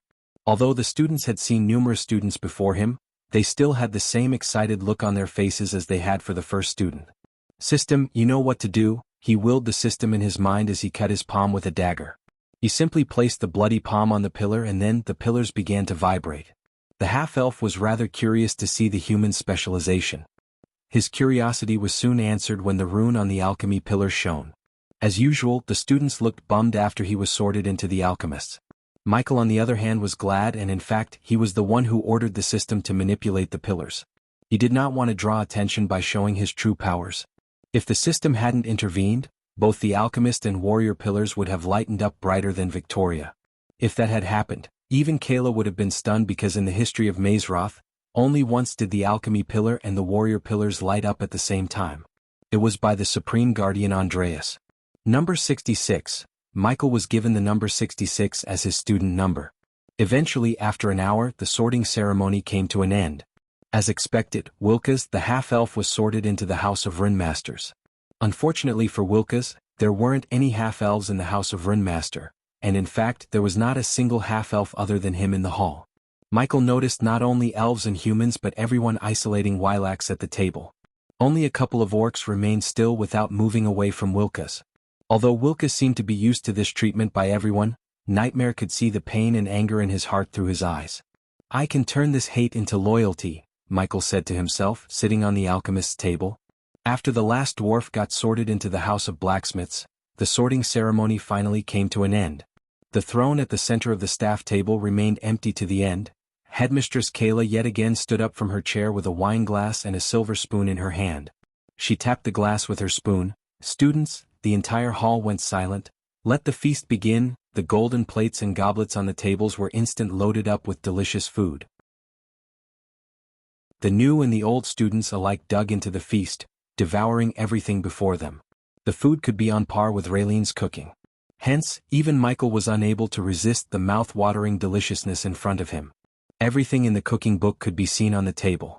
There were roast beef, roast chicken, pork chops, lamb chops, sausages, bacon, steak, joints, steak, boiled potatoes, roasted potatoes, mashed potatoes, chips, pudding, peas, and carrots. The desserts such as blocks of assorted ice cream, apple pies, chocolate gateau, treacle tart, pumpkin tart, chocolate eclairs and jam donuts, trifle, and strawberries were served for the students who craved sweets. After the last student licked his bowl clean, the food on the table magically disappeared as the table became empty once again. Now the students can take some time to bask yourselves in the beauty of Mazeroth. But remember, the forest to the west is forbidden for the students. Headmistress Kayla's words piqued his curiosity. If the forest was forbidden, he knew there must be some secret hiding within the forest, and that secret might be the dark elf he was looking for. Follow him or he'll bite your head off, Nightmare threatened Wilkes when he tried to walk in the opposite direction of Michael. Chapter 432 Angels in the Nether Realms. Students, Headmistress Kayla called out the students. Please be aware that after midnight, your cultivation will be temporarily blocked. You are only allowed to use your arch energy during certain events. Now you can leave if you wish. The new students excitedly rushed out of the door to explore the castle. Michael also left the table without talking to his fellow alchemists. He was not in the mood to make new friends. Exiting the Great Hall, Michael walked aimlessly exploring the castle. Occasionally the first years would bump onto him. They all looked so happy. Michael felt slightly jealous of them because they were having the best childhood unlike him. While he was their age, he was smuggling drugs and getting beaten up by the drug and weapon traffickers. He explored the grand staircase of Mazeroth, which was used to access the various floors and rooms in the castle. The staircases were moving at regular intervals. There were hundreds of portraits hanging on the wall and they seemed to be talking to each other. Surprisingly, some of them disappeared from their portraits when they noticed Michael staring at them. They looked afraid as though they knew he was the Dark Lord. Michael did not mind them as he was getting used to being the Dark Lord. He started to accept the fact he was the Dark Lord. The more he embraced his identity, the more powerful he became. After roaming around the castle for some time, he made his way outside, reaching the castle grounds. He walked further and further away from the castle under the light of millions of stars. What was in front of him was a massive lake, and on the other side of the lake was a forest which reminded him of the Forbidden Forest. The forest was thick with trees such as beech, oak, banyan, pine, and yew, as well as undergrowth such as knotgrass and thorns. With his X-ray eyes he could notice the paths, brooks, and some clearings. Off the path, the way seemed almost impassable. System, something is blocking the communication between me and Azazel. Can you fix it? Of course the system can. The host just needs to pay 10,000 badass points. The system's greedy voice sounded in his voice. Fortunately, he amassed quite a bit of badass points during the battle in Hades. By quite a bit, he meant 60,000 badass points. Because of the battle, he was able to afford the fix. Do it and scan if him being watched. Done. Within a second, the system fixed the issue as Michael was able to contact Azazel yet again. Azazel, Lord Lucifer. I was trying to contact you. Azazel sounded slightly alarmed. Something happened? You talking to Ghost? Michael heard Iag's voice. Ghost, we have a fucking problem. Both Iag and Azazel sounded alarmed. He wondered why. We are not the only one who has a portal to the Nether Realm. There is someone else harvesting the undeads, said Iag. She was quite annoyed rather than alarmed. They came out of seclusion because of Cain, as he said he was having a bad feeling. She hated him for being right every single time. What do you mean harvesting? Asked Michael. They are putting the undeads into cages and teleporting them to who knows where through a portal. They are capturing all the powerful undeads, Sarba explained to Michael. Do you know who they are? Somehow Michael doubted they would know the answer because whoever they were, they must be extremely powerful, and if they were harvesting the undeads, they were planning something nefarious. Powerful people with nefarious reasons would rarely be careless enough to let their identity be known to others. No, my lord, but they all look like angels, wings and metal armor, said Azazel. Ironic, isn't it, angels harvesting undeads? Ghost, I have ordered Azazel to stop summoning undeads through our own portal. It might draw the attention of these unknown people. Michael heard Cain after Iag. If he was there, he would have done the same. He was glad Cain was there to deal with things when he and Gaia weren't around. We should monitor them continually before resuming the summoning. If they are building an undead army just like us, we will need an army more than ever. So we can't stop the summoning forever. Record everything. Do as you said, but if they notice you, order Dalar to destroy the portal opener immediately. Will do. Cain agreed. Where is Gaia? Let us talk to her, but don't tell we asked. She's not here, Michael said to Iag. Someone's coming. Talk to you later. Michael quickly closed the connection when he heard rustling from behind. He slowly turned around. What are you doing here all alone? The young professor he saw at the staff table was standing in front of him with her brow arched up. There was no one in the area except him and the professor. Just sightseeing, professor. From far away, Wilkes and Nightmare were looking at them. If it wasn't for the professor, they would have gone to meet Ghost. You are planning something, 66, and whatever you're planning, it's not gonna happen as long as I'm here. But she came closer to him. If you do something, her voice turned seductive as she ran her fingers through his chest. I can overlook and even give you some extra credits, she whispered into his ears seductively. Scan completed. The host is only being watched by Nightmare and the half-elf. The system encouraged him to make a move on the professor. It sounded amused. Is that so? Michael wrapped his arm around her wrist. Sounds dirty, but I like it. Michael pulled the professor closer to him. They both could feel each other's warm breath brushing past their faces. I hope you don't mind the fact I'm engaged, he gently bit her ears before whispering.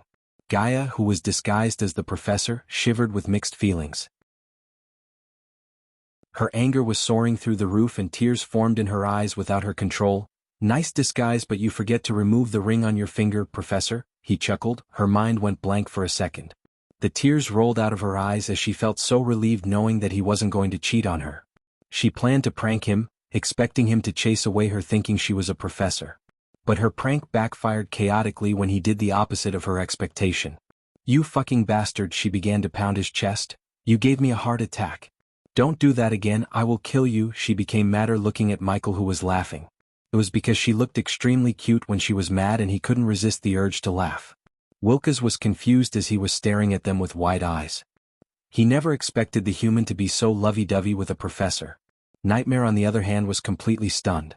It took him a couple of minutes to notice the ring on the girl's finger. He finally realized what just happened. How did you end up like this? Asked Michael. They were still too close to each other. Gaia was hugging him as though she was a koala bear. It only took her a couple of minutes to explain to him what happened after she was teleported away by the system. After her story, Michael told her about what was happening in the Nether Realm. And just as they were about to talk about finding the Dark Elf, Gilrine came carrying a bucket full of grayish mushrooms. Huh? Gilrine squinted his eyes as for a second, he could swear they were hugging each other. However, when he realized the girl was the new professor, he dismissed the thought and cursed himself for thinking like that. What the hell are you doing? Before Gilrine could ask anything, Gaia shouted at him. The big man started to get freaked out by the new professor. Professor Alani asked for these rain cloud mushrooms, Professor Steinmeier. I assume these are for that moron who got his ass kicked by a dwarf. Gilrine was shocked to see Gaia calling a student moron. He had never seen a professor utter such a word so casually. He scratched his head, thinking about what to say next. I heard Professor Lane is talking about suspending that moron. It was funny actually, first he got his ass kicked by a dwarf and now he's facing a suspension for getting his ass kicked. Gaia laughed. What was that about? Asked Michael. Professor Jane was the dark-robed professor with dark hair who was slapping a student in the Great Hall before the sorting ceremony. Michael was curious about what happened. Simple version, the guy is a warrior. Because of some reason he chose to squabble with a dwarf in the House of Blacksmiths. According to him, the dwarf carefully planned and ambushed him, which is utter bullshit. He got his ass handed over to him by the dwarf. So what's gonna happen to the dwarf, professor? Since Gilrine was looking at them, Michael addressed Gaia as professor.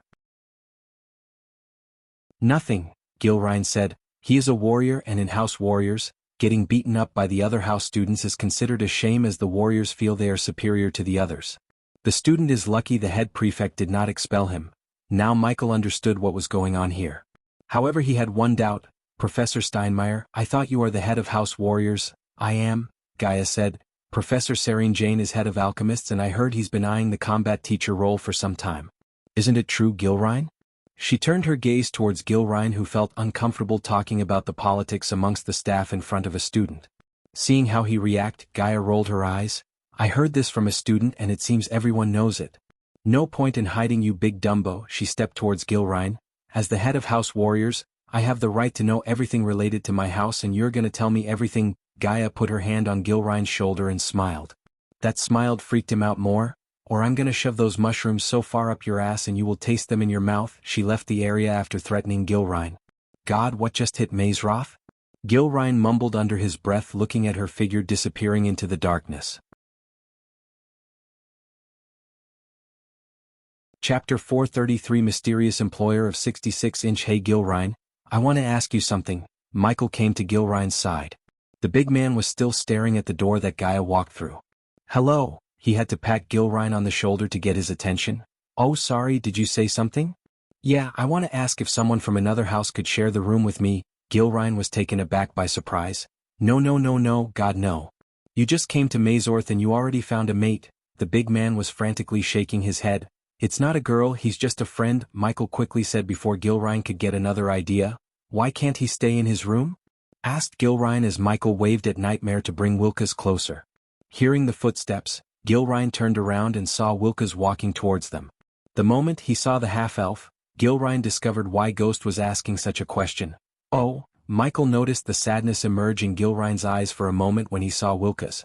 You can share rooms, there are no rules against a student from another house bunking in another house room. It's a common thing here. When Wilkes came to them, Gilrine patted Wilkes on the shoulder. Have it rough, eh? It will get better. Don't fret about it. Gilrine sounded as though he had personal experience of getting bullied. It was obvious to everyone that Gilrine isn't a pure-blooded human.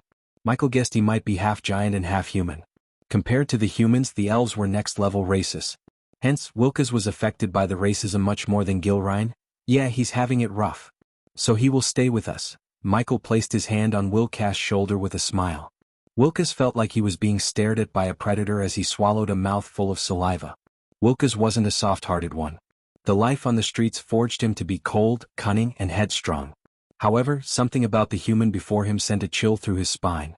You two should return to the Great Hall. Your prefects will be waiting there. Gilrine patted the youngsters before gently stroking Nightmare's chin. Good luck with your classes tomorrow. Especially in your combat classes, Professor Steinmeier freaks me out. You didn't see? Wilkes asked Gilrine. Saw what? Nothing. Come on 45, it's way past your bedtime. Michael dragged him away from Gilrine before Wilkes spilled the beans about Gaia and him. See you tomorrow, Gilrine. Michael waved at Gilrine before making his way to the Great Hall. The Great Hall was once again packed with students when he arrived. Few of the elves gave Wilkes a death glare while some just ignored him completely as though he didn't exist. Michael could care less about these racist assholes. House alchemists, follow me in an orderly manner, said a curly brown-haired youngster. Arch energy flow will be blocked in 3, 2, 1. A voice echoed through the hall. When the voice said 1, the arch energy in the hall disappeared. However, Michael did not feel any difference. In fact, he could feel the arch energy running in his body. The changes the system made to you when you were in the southern continent applies in Aculon Realm too. You can thank me now, it's not like you did it for free. Anyways, I appreciate the help, said Michael in his mind. As they were following the perfect, more and more elves down the hall were staring at Wilkes. Some of the elves were slapping him on the head for no reason. The perfect seemed to ignore it and Michael started to get annoyed by this. Fuckers, Wilkes cursed under his breath. When he received the invitation to join Mazroth, he was happy in his life for the first time. He thought he would finally be free of elves and their bullying. His fantasy was shattered as he realized this place was no different than filled with elves. On top of these racist bullies, he ended with a human who somehow saw him breaking space rings and stealing stuff. Wilkes still had no idea what the human wanted from him. As Michael expected, they followed the prefect to a wall where there was a portrait of a lady with green hair hanging on. Password, the lady asked in a melodious voice. Proporium triecto, the portrait swung forward to reveal a round hole in the wall. They all scrambled through it and found themselves in the alchemist common room, a cozy, square room. Once they arrived inside the room, they were welcomed by the roaring fire, squashy armchairs and sofas. The dormitories were reached by climbing the winding mahogany staircase, decorated with emerald green.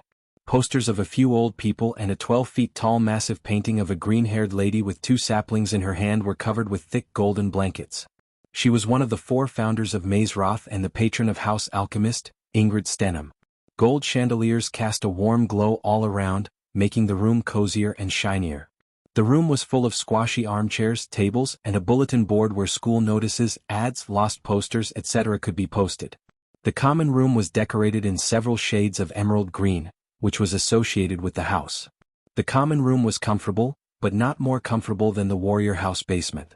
There were also bookcases located in the room, filled with various novels and forms of literature. The room was instantly hated by Michael due to the lack of darkness and, to be exact, too much green. He wanted to wear sunglasses to cover his eyes from all the greenness. Boys' rooms are this way, the perfect pointed to the mahogany staircase at the far end of the room. Girls are through that door. He then pointed at the door on the right as the girls made their way to their rooms instead of spending some time in the common room.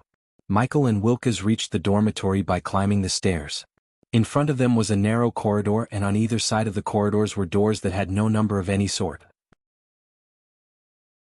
"Take a room you like, we have so many," the prefect's voice came from behind as the boys began to get into a room one by one. Michael loved some privacy and silence, hence he chose the last room at the far end of the corridor. The room was equipped with a centrally located mini fireplace and a bunk bed flanked by a set of windows and space for storing personal belongings. On the windowsill, a water jug was placed in case any of the students should feel the need for a drink in the middle of the night. A wooden board was located on either side of the bed. A wooden chair and dresser were located on one side of the bed, near the nightstand. A wooden bookcase was located on the other side of the bed with books on top of it. The room had stone walls and wooden floors. The windows had emerald green curtains just like the carpet with the house crest. A single tree in the center of it. "I'll take the top bed." Michael took off his silver long coat and hung it on the dresser before jumping up onto his bed. "Are you gonna tell me who the hell are you and what do you want from me?" Nightmare flapped his wings to land on Michael's chest. "What's your plan in life?" Instead of answering Wilkes' question, he questioned Wilkes. "You're gonna live your whole life scrounging for coins like a petty thief?" asked Michael. "Nah, he will get caught one day and probably die in prison. If he didn't get beaten to death first. So you two are now my well-wishers?" Wilkes rolled his eyes, plugging into the comfy chair beside him. "We can be," Nightmare said. "There's someone who would pay a lot for your talent, Wilkes. Is that so?" Wilkes leaned back to listen to his sales pitch. "Since you might have grown up in the streets, you probably know what kind of men would pay a lot for thieves like you. As a matter of fact, I know, and I've worked for many. I probably know the person you are talking about. Trust me, you don't. No one knows him, you just do our work without asking any questions and he would pay you quite handsomely." "What are you saying?" "Hey, I'm just a petty thief. I stole a scroll years ago which showed me how to break open space rings. Okay. Here, I said it. What kind of work can I do to earn a lot? I'm not a cultivation monster like you, but you are a rune master and my employer is looking for an ambitious rune master. Your star level doesn't matter, if you serve him well he can make you climb up the star levels and even reach the 6-star level. You can't bullshit a bullshitter 66 or whatever your name is." Knock. Knock. Someone knocked on the door. Wilkes was closer to the door, so he opened the door to see an old lady with a trolley full of stacks of clothes. "Oh." The woman seemed surprised to see a half-elf. Several seconds later, she put a smile on her face. "Your uniforms, dear, 2 alchemist robes I presume?" asked the old woman. Now Wilax shook his head, pretending he didn't see the surprised look on her face. "1 alchemist and 1 rune master, please." The old woman picked up an emerald green robe from the top of the trolley and a navy blue one from under. He handed over the neatly pressed robes to Wilkes. "There he is." Just when the lady was about to turn the trolley and leave, a tall, lean and mean-looking elf arrived.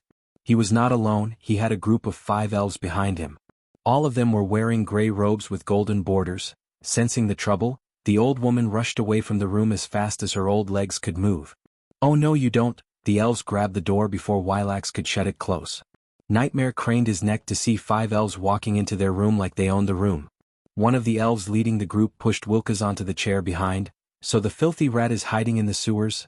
Guys, should we not do this now?" Wilkes tried to wiggle himself out of the trouble. "This is the perfect time to do this. Guys, close the door, we don't want the rat to escape, do we?" The elf put his leg Wilkes' chest and pressed him against the chair. "Ivindel, do we really have to waste this healing potion on him?" the elven girl asked worriedly. She seemed to care more about the healing potion than what was about to happen to Wilkes. "We can't risk getting expelled, Lena. Especially because of this filth." The elves completely ignored Michael. Nightmare turned his head towards Michael and saw him lay down on the bed with his eyes closed. He did not seem like he was going to intervene.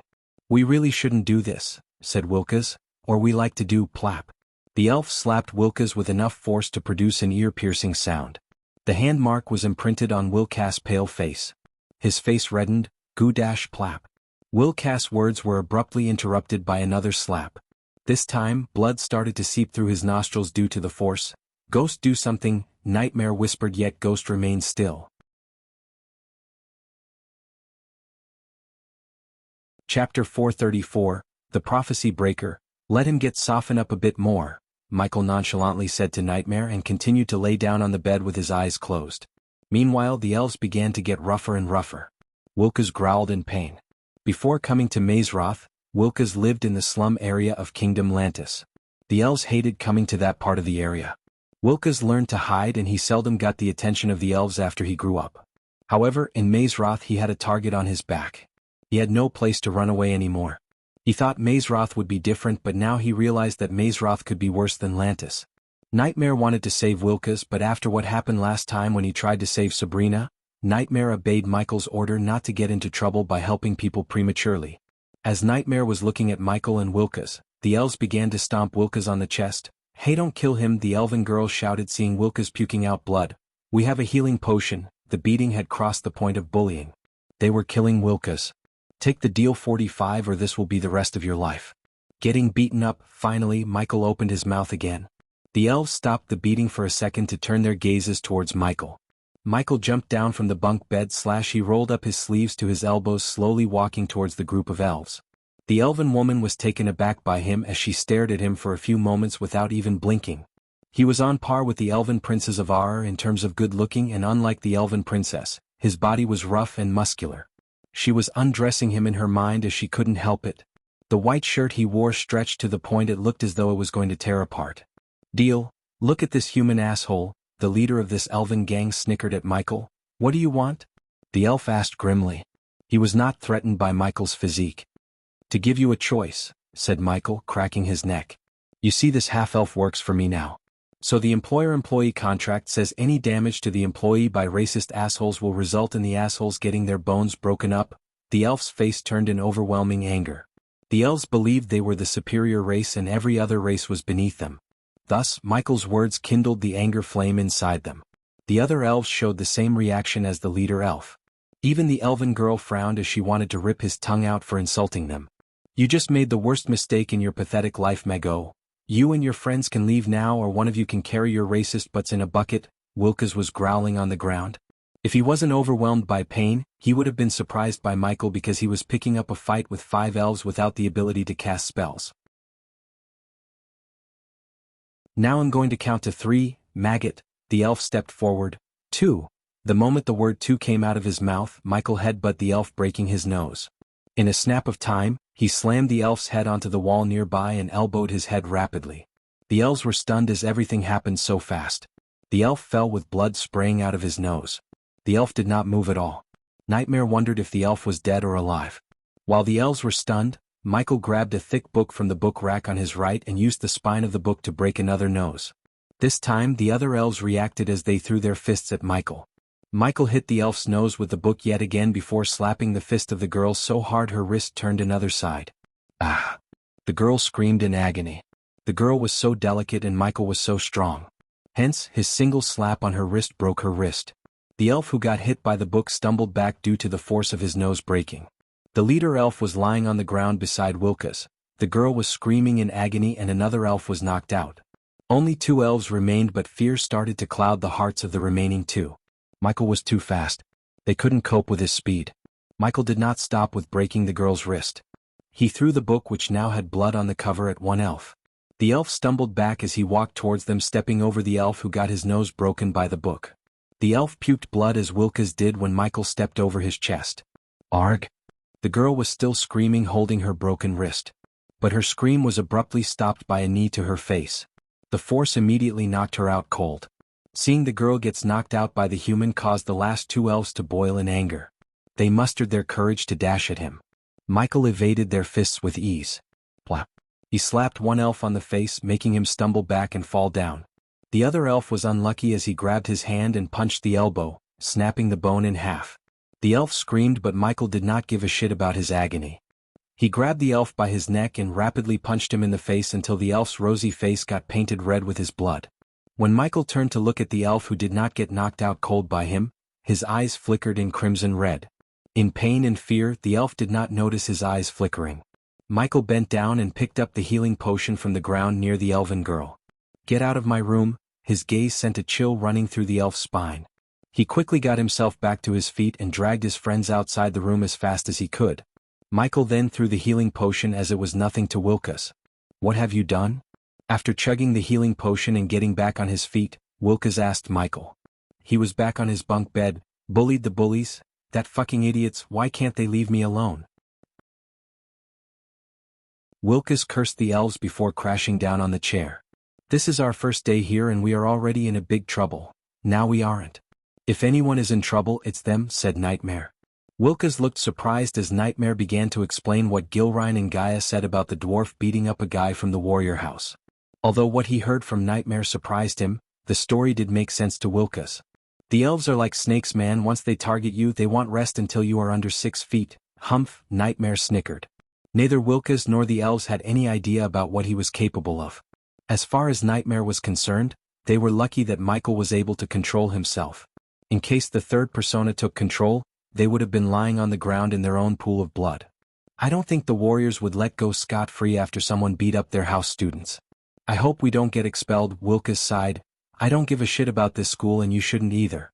If you aim to get rich and powerful, there are better ways and the choice you made is the best way, said Michael. He wanted to get some shut-eye before starting his search for the elf in the tree. He had no idea where the elf might be or how big the Aculon realm was.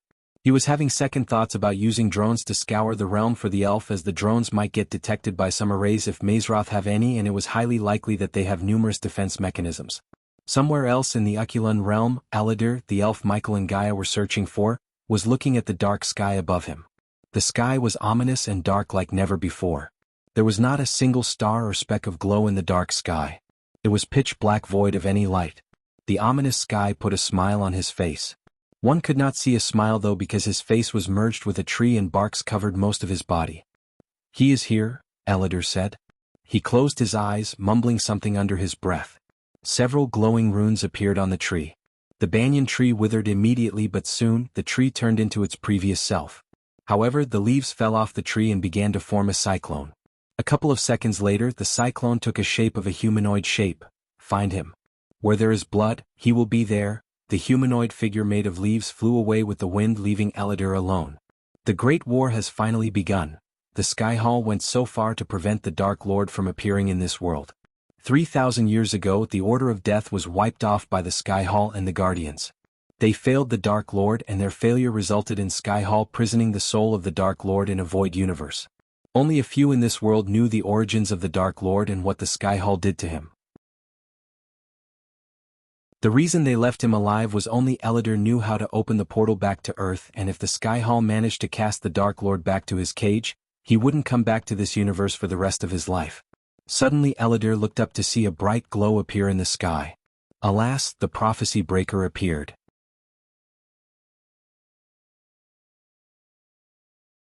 Chapter 435, Unruly Professor Steinmer. The next morning Michael reluctantly put on the emerald green robes of the alchemy house and left his room with Wilkes.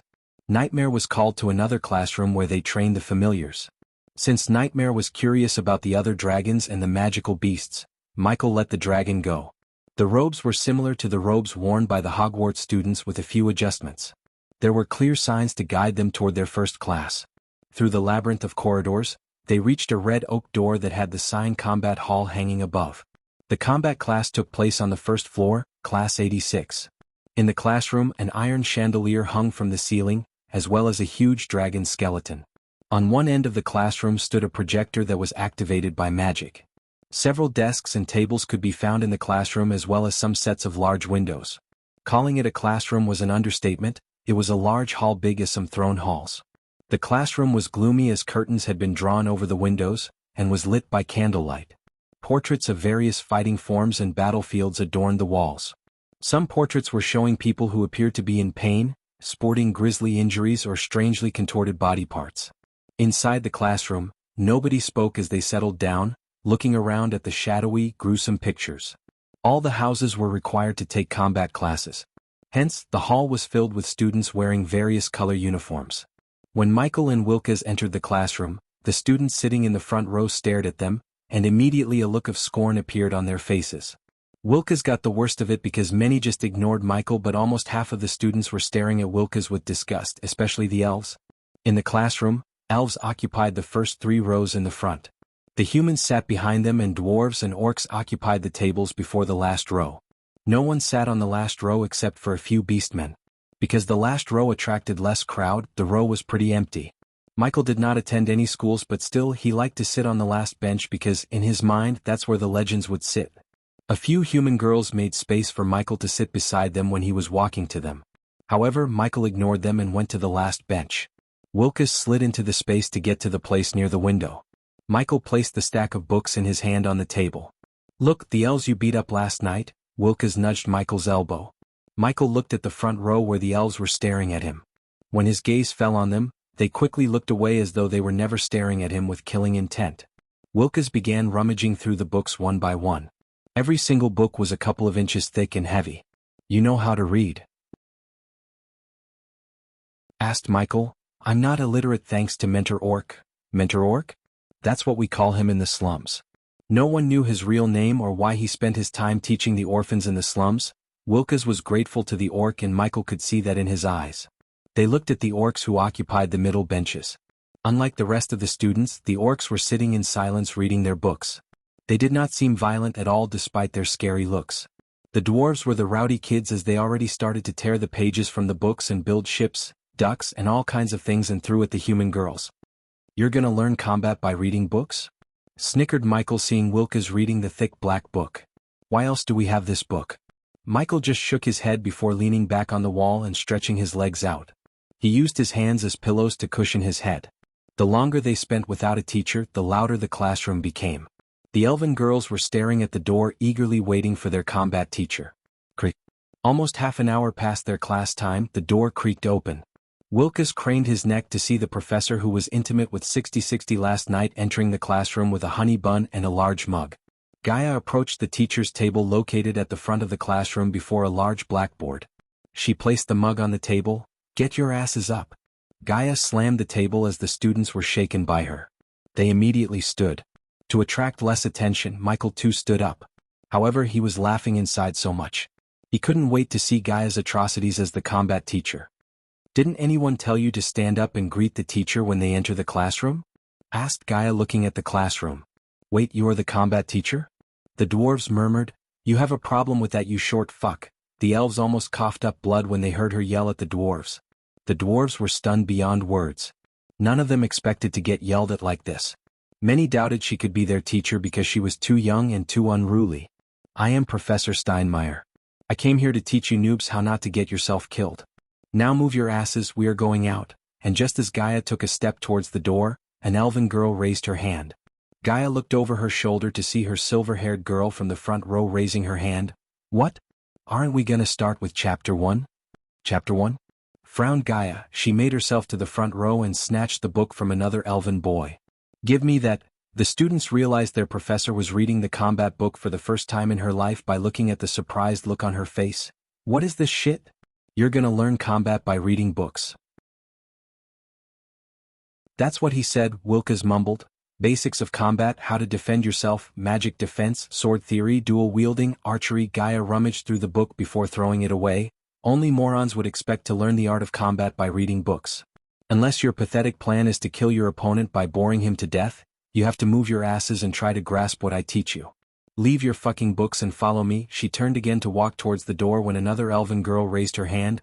"I swear to God, if you ask anything remotely related to the book, I will barbecue your ass and feed it to the giant eagles." The girl quickly put her hands down. Although the elves were not at all delighted to see a human teaching them the art of combat, they did not dare to show their arrogance to Gaia because she held the position of the professor. Everyone stepped out of their tables and followed her in an orderly manner. "You know her?" asked Wuxia following Michael behind. "I saw you saw." "Saw what?" Wuxia was surprised. "You know what? Where are we going?" "She seems like a crazy bitch." "No shit. I have a bad feeling about her." "Hello, she called you a short fuck." "We are the same height, you moron." The dwarves were bitching about Gaia while moving forward in the line. "She is interesting. I feel we are going to learn a lot from her." Compared to the dwarves, the orcs were such nice guys. They were praising Gaia regardless of how she acted. Michael was truly surprised to see how these orcs behaved. They seemed peaceful and friendly. Several minutes later, they reached the outskirts of the forest spanning to the west. The forest was dark and gloomy, and radiated an eerie feeling. The trees in the forest were malady brown. Grains of poison begrimed the bark and gleamed like witch dust. The smoky air and stifling atmosphere provided the perfect abode for those who worshipped the darkness rather than the light. In the dense shadows, spiders clutched their snare strings. Their webs shimmered like meshed steel dipped in silver. The forest looked primordial, dark and gloomy as the dark forest where Michael lives. Centuries-old trees with sprawling limbs guarded the darkness, blotting out any sunlight.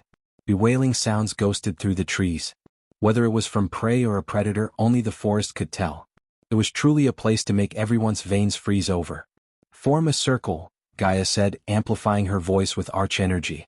"I assume you all have your weapons with you." The students nodded. Many were gawking at the forest. Their faces looked pale due to fear. "Your first lesson: go to the forest and survive for 30 minutes. If you step out of the forest before the clock runs out, you will be on the roster to clean the latrines for a week." The students were stunned. Their jaws dropped a few inches as one elf shouted, "You can't do this. The Black Forest is forbidden to the students. You can't ask us to risk our lives." Gaia stomped the ground as a pebble rocketed to her hand. With a swift kick to the pebble, she sent the pebble soaring towards the elf. "Arg!" The elf screamed when the pebble broke his nose. The pebble hit the elf right between his eyes with deadly accuracy. "Go cry to your mommy, boo-hoo." The elf was too ashamed. His body shivered in anger as he had never been ashamed like this in his life before. He could not stand there anymore as he rushed away from the group. "If you bitches are too afraid to roam around the safest areas of the forest, you shouldn't have come to Mazeroth. This is a place for winners, not for cowardly losers. Are you winners or spineless losers?" Michael wondered why she was trying to send the students into the forest. As expected, the students did not shout but mumbled the word winners meekly. "What is she doing?" From a distance, an elderly woman with a hunched back was looking at Gaia and the students. Headmistress Kayla stood beside her with a curious look on her face. "Trying something new, I guess."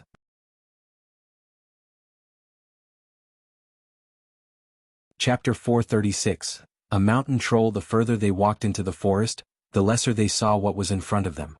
The paths were barely passable. Wilkes could hardly keep up with him without losing sight of him. "Do you know how to climb trees?" asked Michael, stopping under a huge birch tree. "Because I'm a half-elf, you expect me to know how to climb a tree?" Wilkes misunderstood Michael. He didn't realize Michael was really going to get onto a branch on top until Michael fired a metal hook from the Mark III bracers he was wearing around his wrist. In a blink of an eye, he was on top of the tree. Wilkes looked up at the tree with his mouth wide open. "Grab this tight." Wilkes grabbed onto the metal hook tightly. The next thing he knew, he was getting lifted off the ground. "What the hell?" Wilkes grabbed onto the tree to balance himself. He didn't even want to look down as they were standing too high from the ground. Whoosh! A gust of wind flew past his face. "Why is he here?" Wilkes turned to see Professor Steinmeier standing between them on the tree branch. She was staring at him. "Professor? What's your plan?" asked Gaia, ignoring Wilkes. After Wilkes went to sleep last night, Michael and Gaia talked about everything through the earpiece. Since Gaia just came up with the plan to send the students into the forest just this morning, Michael was in the dark. You know what they say: when you want to hide a tree, hide it in the forest. In our case, they might have literally hidden the elf somewhere in this forest. "I needed an excuse to get you here," said Gaia. The way Professor Steinmeier put her hand on 60SX's shoulder creeped out Wilkes. He couldn't believe how a professor of a prestigious academy like this could have a relationship with a student. The more he thought about it, the more he realized that they might know each other before coming to Mazeroth. "I did some digging. This place hasn't been monitored by any arrays, so it's safe." Their conversation didn't make any sense to Wilkes. He felt pretty awkward and unsafe standing on the branch. Michael had already scanned their surroundings and made sure that they were not being watched. However, he did not want to deploy the drones and spiders in front of Wilkes. The point was to show Wilkes how powerful his mysterious employer is. "Keep digging. If the elf is here, I don't think we can find him without any help. Let's go searching." By giving the students the assignment to survive in the forest, she gave both Michael and her the chance to roam through the woods searching for the elf without raising any suspicion. "Should we take him with us?" asked Gaia. "Why not?" The next moment, Gaia grabbed Wilkes by the back of his neck before jumping down from the branch. "Arg, Fuck!" Wilkes screamed when they landed on the ground. Wilkes was breathing heavily as he was terrified. "You sure hell be of use to us?" Who are you people?" Gaia put her hand on Wilkes' shoulder. He could feel her gently squeezing his shoulder. "The people who could make you very rich or very dead." Suddenly a scream echoed through the forest. They immediately looked in the direction of the scream. "Do you feel that?" asked Wilkes, feeling the ground trembling. The tremble increased by the second to the point it felt like they were having a powerful earthquake. "Arga!"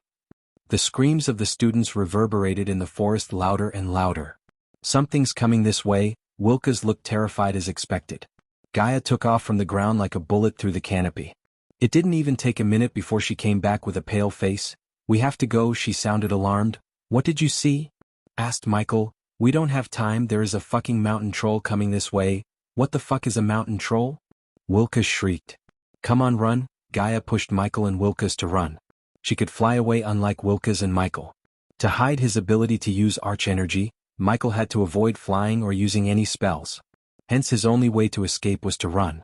"Didn't you read the fucking book they gave you?" Wilkes almost puked blood. She threw away the book and mocked them for having a combat book. She talked as though she loathed having books for combat class, yet at a moment like this, she was yelling at him for not reading the book. It was obvious that she read the whole book, unlike what she pretended. Although Michael did not know what a mountain troll is, he wasn't going to wait around. He started to run towards the castle as Wilkes ran behind him. Jrrrrrrr. A thunderous growl shook the forest as they were running. "I hate this place," Wilkes shouted while he was running. They ran as fast as they could without looking back. However, the trembling indicated that the mountain troll was getting close to them. The sound of trees shattering and cracking could be heard on top of the screaming sounds of the students. Seeing the light at the end of the forest gave Wilkes enough boost to push his body to the extreme. As a half-elf, Wilkes was born with extreme agility and speed. No human had ever outrun Wilkes. He was able to run through the woods as the forest was his playground thanks to his nimble body and the training he had since he was born. Nonetheless, he was barely able to keep up with 66. Surprisingly, this was 66 did not look like he was pushing his body to the limit. He seemed calm and collected regardless of the mountain troll chasing them. With a final push, Wilkes and Michael jumped out of the woods and reached the ground between the forest and Mazeroth Castle. They saw students running to the castle like a bat out of hell. Michael was neither in the shape to fight nor wanted to fight the mountain troll, which would defeat his purpose of staying anonymous. Jrrrrrr. After putting some distance between the forest and them, they heard an ear-piercing thunderous roar coming from behind. They looked over their shoulder to see a 15-feet humanoid beast with gray skin, a bald head and overgrown ears roaring to the sky. In its giant hands, it held a grown tree. The troll used the tree as a club. The troll's belly looked as though it just ate a few buffaloes whole. Even from a distance, the putrid smell that came from the mountain troll made Wilkes' face go green. "Run!" Gilrein's shout attracted Michael's attention as well as the other students. It was not like Michael planned to stay put and watch the troll. He was just momentarily stunned to see a mountain troll in real life. "Run, human, the troll is resistant to all magic attacks," Michael heard Gaia's voice in his head. Defeating a 15-feet giant without spells was impossible even for him. He was strong but not strong enough to defeat the mountain troll. It would squash him like a bug if he picked up a fight with the troll. Besides, Michael had no intention to fight with the troll. The more he pushed himself, the harder it would be to prevent the third person from showing up. "Where the heck are the professors?" Wilkes asked while running with him. "Calm down, boy." Michael saw Gilrein approach the troll with his hands reached out. "What the fuck is he doing?" "It's not a dog he could tame," Wilkes growled, looking over Sher's shoulder. The mountain troll surprisingly stopped roaring. It tilted its head looking at Gilrein.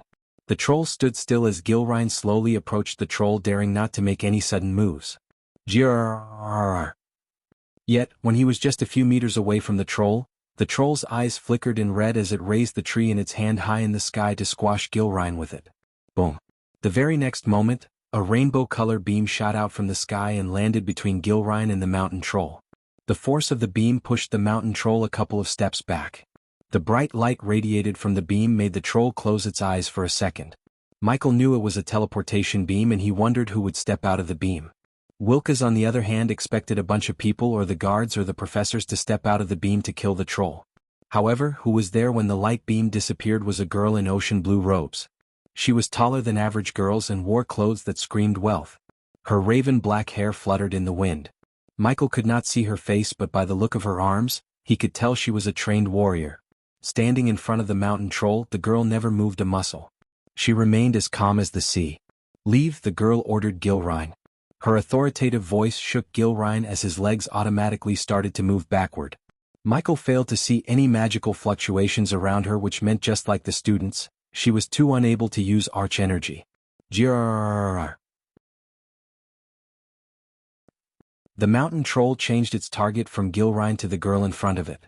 It once again raised the tree in its hand higher to attack the girl.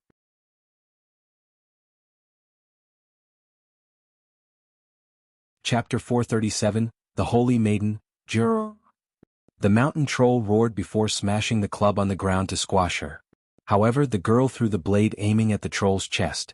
The blade impaled the mountain troll. The chain attached to the blade grew shorter and shorter as she used the blade as a pulley to reach the mountain troll. Boom. At this time, the mountain troll smashed the ground, creating a deep crater. The troll lifted off the tree to see there was no blood and felt the girl running on its shoulder. Jianghu. The mountain troll roared violently, slapping itself to catch the girl. She was fast. In frustration and anger, the troll raised its club once again. This time, however, the girl fired the two blades in her hand, aiming at the tree in the troll's hand. She jumped off from the troll's shoulder, holding the two blades tight. She yanked the chains attached to her blades to bring down the tree on the troll's head. When she landed on the ground, the troll lost control of the tree in its hand.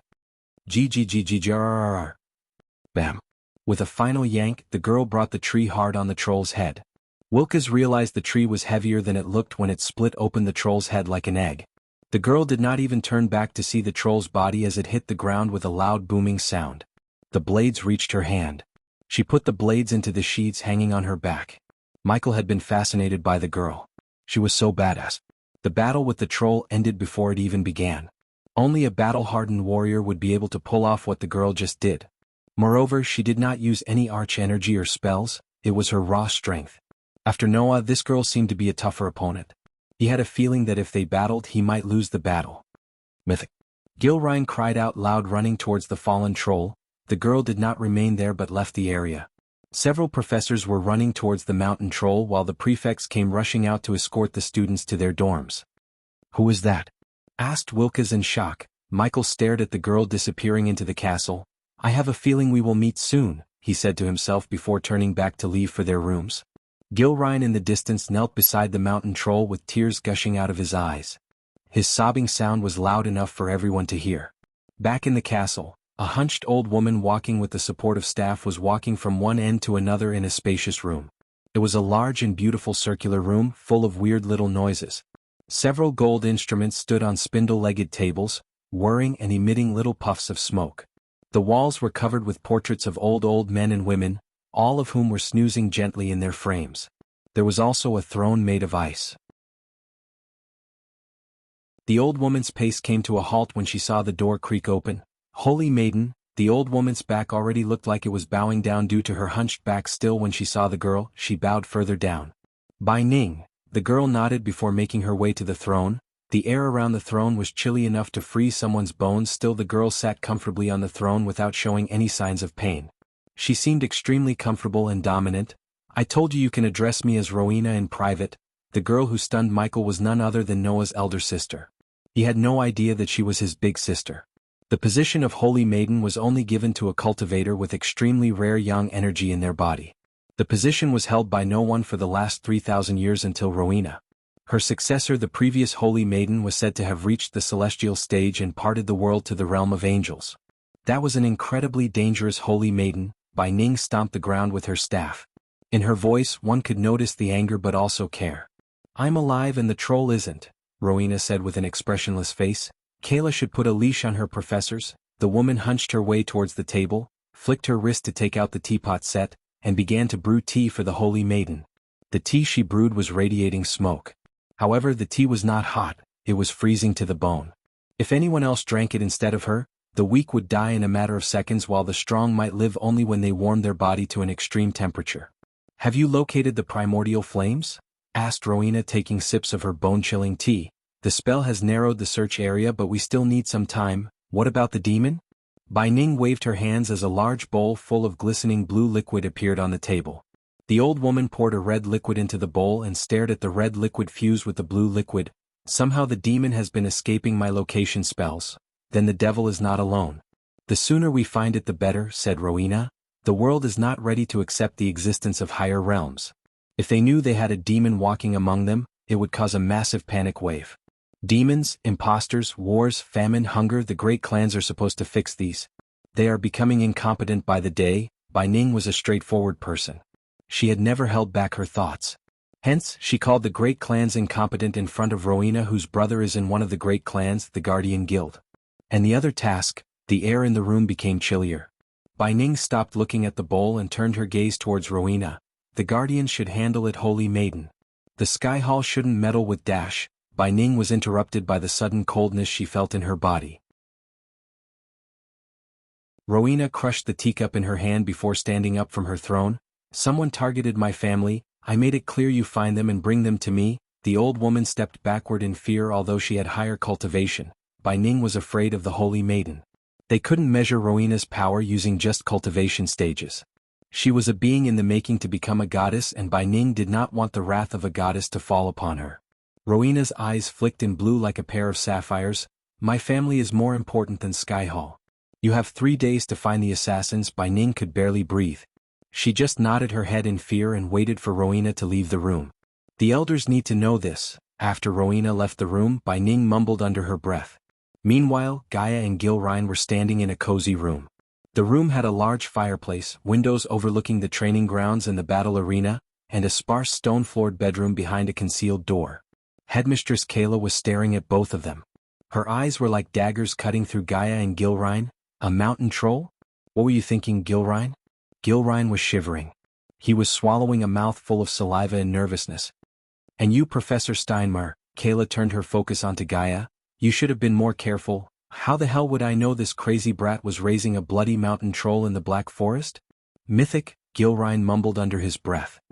His eyes were still teary due to the loss of his beloved mountain troll. Kayla sighed. Explain yourself, Gilrine. Why were you keeping a mountain troll in the Black Forest? Gilrine looked awkward as he looked between Kayla and Gaia. Professor Steinmeier, seeing Gilrine hesitating to explain himself in front of Gaia, Headmistress Kayla realized that he must be keeping the mountain troll for a reason. Hence, Kayla first wanted to deal with Gaia and send her away.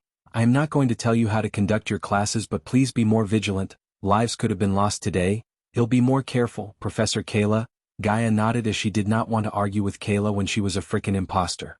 Gaia turned back, showing her back to Kayla. Is that a peanut stuck in your beard? Asked Gaia.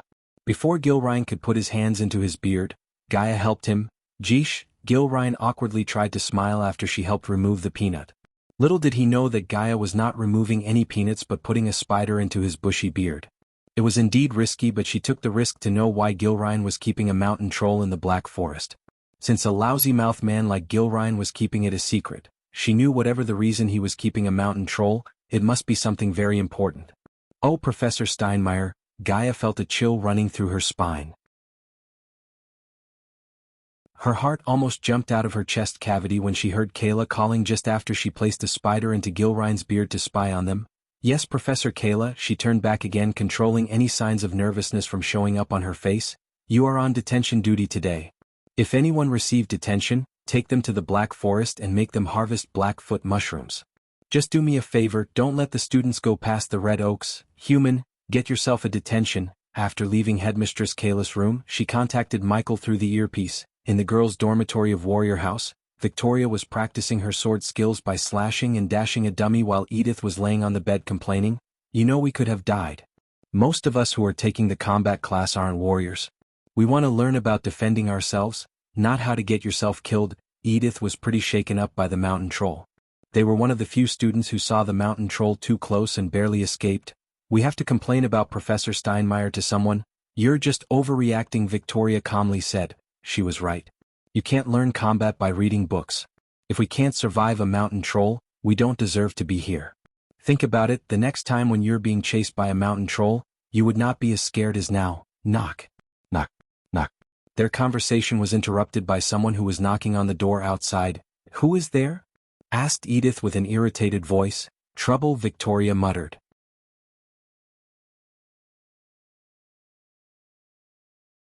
Chapter 438, Michael meets Victoria. We are here for 34, the youngster who was adorned in gray robes of house warriors said to Edith. Why? Asked Edith. The blonde-haired youngster smiled, but behind his smile, there was a slight irritation. Obviously he did not know Edith's identity.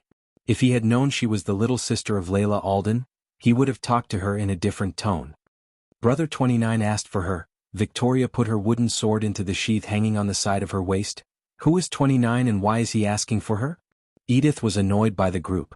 They acted so smugly and she did not like their attitudes. If I am right, he must be a friend of the head prefect Elliot Watson. Victoria came to Edith's side, tying her hair into a bun and putting on the warrior's long coat. The young man nodded. She had noticed a senior student following her since she joined the House of Warriors. She was quite annoyed by him and she decided to deal with them before they became trouble. "You can stay here, Edith." "I'll go with them." Edith immediately shook her head. "If you are going, I'm coming with you," Victoria sighed. Edith did not seem like she could be convinced otherwise. Food. Edith, it was impossible to change Victoria's mind after she decided something. This time she decided to go with these youngsters and Edith knew she could not be stopped. Since she wouldn't be able to change her mind, she decided to accompany Victoria. "Lead the way, I have something special to give him." Victoria smiled. The youngster's heart skipped a beat because of her alluring smile. The cosmic energy running in her body was transforming her body as well as soul from inside. It had been turning her into an angelic beauty. The arrays surrounding the castle prevented the students from using arch energy. However, they were unable to do anything to the cosmic energy in her body. Hence, if she wanted, she could cast spells and the spells cast using the cosmic energy would be devastatingly powerful. "Wonderful." The young man grinned ear to ear before leading them to 29, who was a lackey of head prefect Elliot Watson. They strolled through the corridors and came to the grand staircase, which was a massive stairway in Mazeroth Castle. The structure was mainly used to access each floor of the castle, including the dungeons. The concept of moving stairs was invented and built by the six-star architect who built Mazoth and Karjan Pavlovich, a six-star blacksmith and one of the founders of Mazeroth. The staircases led from platform to platform and went as high as the 9th floor, where they came to an end. The stairs also had a knack for moving around the staircase chamber, usually when a student was walking up one of them. Like most walls in the castle, there were hundreds of portraits covering the walls surrounding the staircase, and it was considered an honor for the painted likeness of a cultivator to be mounted on the walls of the grand staircase. Some of these portraits concealed secret passages to other areas within the castle. After climbing several steps, the youngster stood in front of a portrait of a laughing chubby old woman. "Rishta, password accepted," the lady smiled, waving her hand. Soon the portrait moved, revealing a secret passage. The passage was lit with torches rather than glowing orbs. Victoria silently followed the boys into the passage while Edith kept looking around nervously. She was not a warrior such as her sister or Victoria. In fact, she hated violence and killings, but she was not naive to expect a world without both. It took them exactly 5 minutes to reach the end of the passage. The passage opened up to a cozy room decorated with portraits, a fireplace, and exquisite vases containing ravishingly beautiful flowers. At the center of the room was a round table with 2 candles as well as various delicious foods. "Welcome, young miss." A tall young man clad in golden robes walked out of the door on the other side with a bright smile on his face. The passage opening behind Victoria and Edith vanished into thin air. Edith was slightly panicked, unlike Victoria, who remained as calm as the sea. When he came closer to them, the 5 young men who led Victoria here stepped back. The young man bent his waist to give Victoria a royal bow. "You look beautiful." "I am Earl Decker." Victoria finished his sentence with a snicker. The young man was taken aback by surprise. "The 3rd son of the Decker family of Kingdom Marina of R," Victoria talked while gracefully walking around the room. "Your family holds many mines, including the 2nd largest gold mine. Your family had been trying to expand your mining business to the southern continent." Earl was having mixed feelings. On one hand she looked so domineering and gorgeous, on the other hand she looked kinda scary.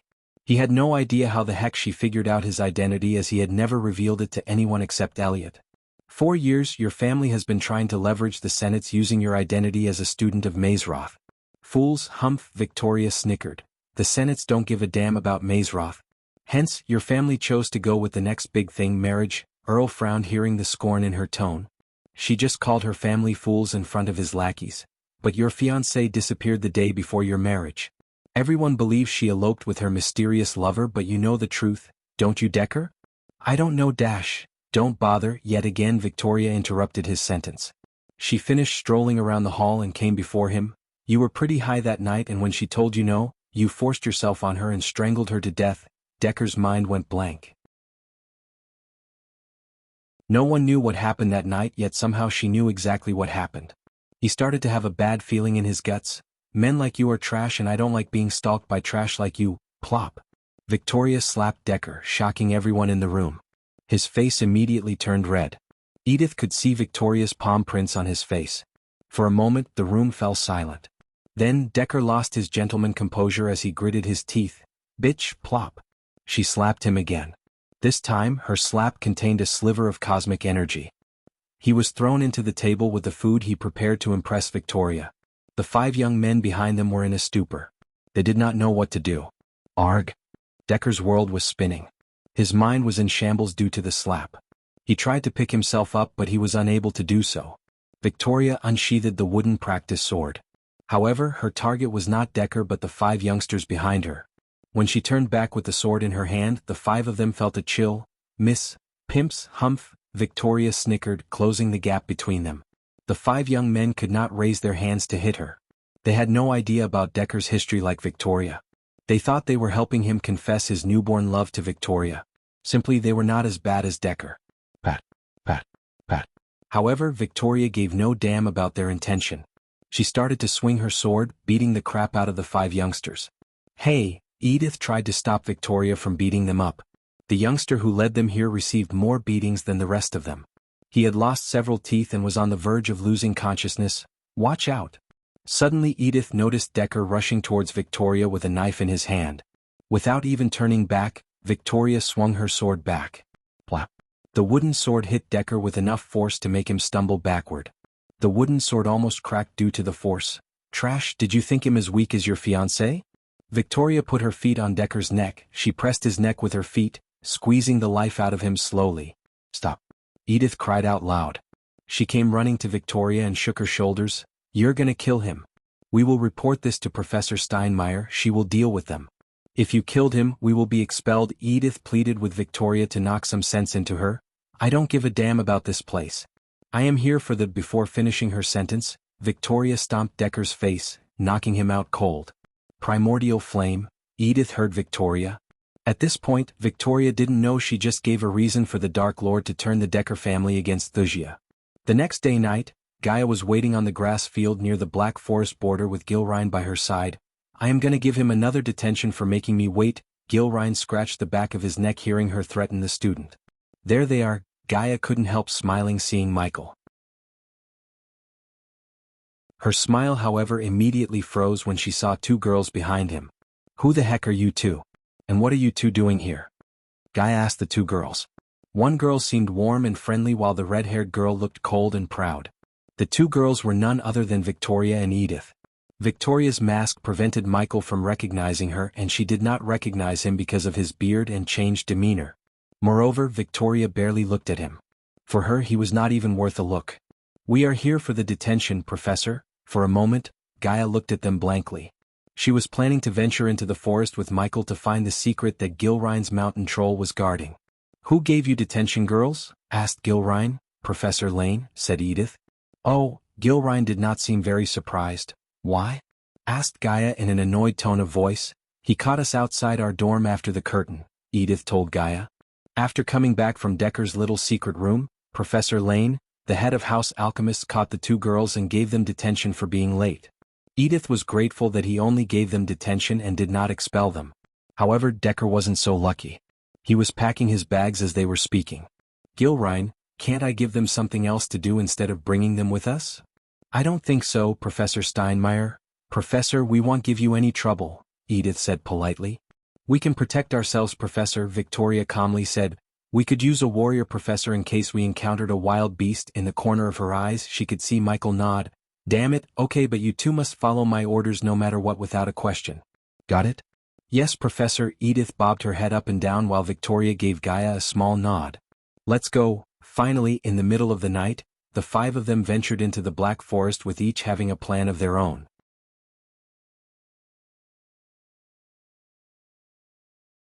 Chapter 439. Let me out. The smoky mist filling the forest gave out an ominous feeling. There wasn't a sound except for their footsteps. Gilrine led the way with Gaia while Michael walked last following Victoria and Edith. Occasionally Edith made eye contact with him and smiled. Somehow he reminded of Noah to her. They were still on the outskirts of the forest as they did not go deeper into the forest. A few yards away they saw a line of red oak trees. Students were forbidden to cross the red oak trees. Now you should feel the arch energy once again, said Gilrine, turning back to look at the 3 students. He was oblivious to the fact that except for Edith, both Michael and Victoria could use spells. The latter had the cosmic energy running through her veins while for Michael, The system enabled him to use arch energy despite the arrays. "Look around, you will find the mushrooms you're looking for," said Gilrine. "Where are you going?" Gaia asked Gilrine, "Just making sure we are alone. I don't want any more surprises." Gaia could see the sweat drops forming on his forehead. It was obvious that he was lying. Considering Gaia wanted to follow him, she pretended to believe him. "Good idea," she nodded. "You three start picking the Blackfoot mushrooms." Gaia sat on a log as the three of them pretended to look around to pick the mushrooms. Thanks to the light orb conjured by Gaia, they were able to look around their surroundings. Edith stared at Michael picking the charcoal-colored mushrooms. As their name suggested, the mushrooms were in the shape of a human foot.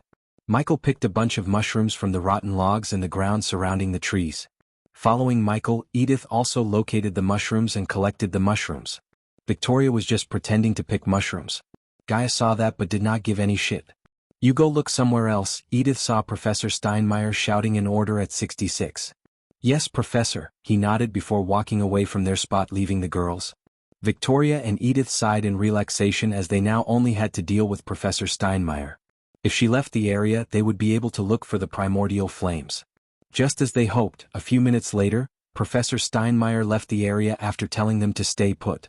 Victoria waited until Professor Steinmeier's figure disappeared into the forest. She then flicked her wrist as a golden compass materialized on her palm. The single red needle kept spinning fastly before coming to a halt, pointing towards the east, the opposite direction Gilrine went. "We are close to finding the flames. Come on." Victoria dragged Edith in the direction the compass was pointing. Meanwhile, Gaia and Michael regrouped on top of a banyan tree. They were far away from the girls. As far as they were concerned, the girls were collecting mushrooms as they were told. Michael was watching Gilrine navigating through the forest in the mirror in his hand with Gaia. "Where is he going?" frowned Gaia. "Let's find out." The duo shot out into the air like bullets. They avoided breaking branches or making any noises. Michael sent a drone in front for reconnaissance. Almost 10 minutes later, they landed on a tree branch. In the distance, they saw Gilrine standing under an oak tree. He was gawking around to see if anyone was following him. After making sure he wasn't followed, Gilrine took out a leather pouch from the inner pockets of his long faded coat. He poured out a white powder from the pouch. He drew a W on the tree using the white powder. The oak tree's branches moved as several glowing symbols appeared on the stem. Looking at the symbols, Gilrine sighed with ease. Thank the gods. All of a sudden they heard a twig breaking nearby. Gilrine's body immediately tensed up as he started to look in all the directions. He then quickly wiped off the W on the tree. When he removed the symbol, the tree moved yet again to its previous state as the glowing symbols slowly faded away. Michael sent the drone in the direction of the noise. "Fuck," Michael cursed. "What?" asked Gaia. She did not seem very patient. It took great effort for her to stay put instead of jumping on Gilrine, knocking him out and interrogating him to get the truth. "It's Wilkes," said Michael, "and he is not alone." Whoosh! Suddenly a powerful gust of wind blew past them. Both Gaia and Michael almost lost their balance and fell off the branch. Gilrine was just about to take a step forward when he was knocked out by an invisible force. Gaia and Michael looked at Gilrine stumbling to the ground. For a split second, they saw a humanoid shape standing beside Gilrine before vanishing into thin air. "Tell me you saw that?" frowned Gaia. She could swear she saw a shape beside Gilrine who lay on the ground without moving a muscle. "See what happened to him." "Ill deal with Wilkes," said Michael before leaping towards the next tree. Just like him, she leapt from the branch and landed near Gilrine. Before squatting down to check on Gilrine, she looked around vigilantly. Until she was sure that the humanoid shape was nowhere near her, she remained vigilant. Still being vigilant, she squatted down, putting her finger on Gilrine's throat. She felt the pulses but his body was cold. Quickly she picked up the leather pouch. Before standing up, she took out a needle from her space ring with a flick of her wrist. She injected the needle into Gilrine's neck. "Stay down." Amidst the woods near the oak tree, Wilkes was bleeding on the ground. His face was all bruised up and a white bloody bone was sticking out of his forearm. Another youngster laid not so far from Wilkes, and compared to Wilax, he seemed to be in a much better state. "I only wanted to kill one bitch. But now I have to kill a bitch and a maggot." It was Decker who just spoke these words. Yesterday, after Victoria beat the crap out of him, he was found by Professor Lane. In front of the most terrifying professors in Mazeroth, Decker's lackeys crumbled, spewing everything they heard from Victoria. Professor Lane did not immediately take any action. He just gave Decker a truth pill and interrogated him. The pill prevented Decker from lying. Hence, he admitted to violating and killing his fiancée. Professor Lane expelled him on the spot and gave him 2 days to get his affairs in order before leaving Aquilan realm. Decker had no affairs to settle except dealing with Victoria. Learning Victoria received detention, Decker was waiting for the 2 girls in the Black Forest when he saw Wilkes. Wilkes was already in a bad shape when he saw him. Since Wilkes too saw Decker, Decker planned to take him out before he informed the professors. Decker did not want the professors to find out what happened to Victoria and Edith. And here I thought coming to Mazeroth was the best thing in my life. Wilkes coughed up blood. Weirdly, he was laughing for some reason. He always thought he was going to achieve something bigger, but now he realized his life was a bit anticlimactic. As his last wish, he just wanted to bring the god's wrath on those elves who kidnapped him from 60SX's room and mercilessly beat the hell out of him. "You're not going to beg for me to let you live?" Decker asked while walking towards him with a crimson-red dagger in his hand. "Nah, I prefer to die with a bit of dignity." Wilkes coughed up some more blood. "Let me out." Suddenly a demonic voice reverberated in the area. The voice sent a chill running through Decker's body. He tensed as he frantically looked around. "Tear him, piece by piece, broke his limbs. I want to feel his warm blood between my fingers." As the demonic voice sounded closer and closer to them, Decker heard twigs breaking. He conjured an orb of light to see a figure walking out of the shadows. Wilkes couldn't believe his eyes. It was 66, his buddy roommate, and who punched him in the face to get detention. Who are you?" "Go away," Michael growled. Seeing Wilkes bleeding on the ground reminded him of Jack's death. Although he avenged Jack, he could not save him. Michael sensed the third persona within him getting stronger, as though it was harnessing the power of darkness somehow. The last thing Michael wanted was to let the third persona take control of his body and wreak havoc in one of the most powerful places in the world. What the fuck are these prefects doing? Decker cursed the prefects for letting students sneak out to the Black Forest, which was supposed to be forbidden for them. Michael threw a healing potion to Wilkes. "Leave." Once again, Michael warned Decker. "Let me out." Michael's eyes suddenly flamed up. A set of pitch-black armor replaced his green robes for a second. Whoa! Decker was stunned to see the voice was actually coming from the student in front of him. What shocked him more was his eyes and the way his looks changed. For a few seconds he grew taller, a scary-looking armor appeared covering his body from head to toe, and his eyes were shooting crimson-red flames. "Buddy, I don't know what drugs you are on, but it's one spooky thing. What could one more body do to him?" thought Decker, hiding the crimson-red dagger behind his back. At this point, Wilkes was completely healed. He picked himself from the ground. "I'm not going to." Michael closed his eyes, mustering all of his strength to control the third persona. "Let you out." "Oh, you will. You will." The demonic voice of the third persona once again growled. This time, it sounded as though it amused. Finally, Michael felt the urge to go berserk calming down within him, which was a sigh. The third persona went away. "Human, we have a problem," he heard Gaia's voice in his head. Michael took a long breath. Yet again his third persona put him in a heap of trouble. Both Wilkes and the new guy saw him transform, and if either of them told anyone in Mazeroth about this, his life would be at risk. Wilkes could be dealt with easily, unlike the new guy. "We didn't see each other. Got it?" Michael asked Decker. Decker took a few minutes to ponder and answer, "Why not?" Michael snickered. "I don't believe you." The very next second, Wilkes saw 66 dashing at Decker. The next thing he knew, Decker was lying on the ground without moving an inch. "The hell are you doing?" Wilkes asked, looking at 66 tying Decker onto a tree. "Go back to the dorm," Michael said to Wilkes before injecting a needle into Decker's neck.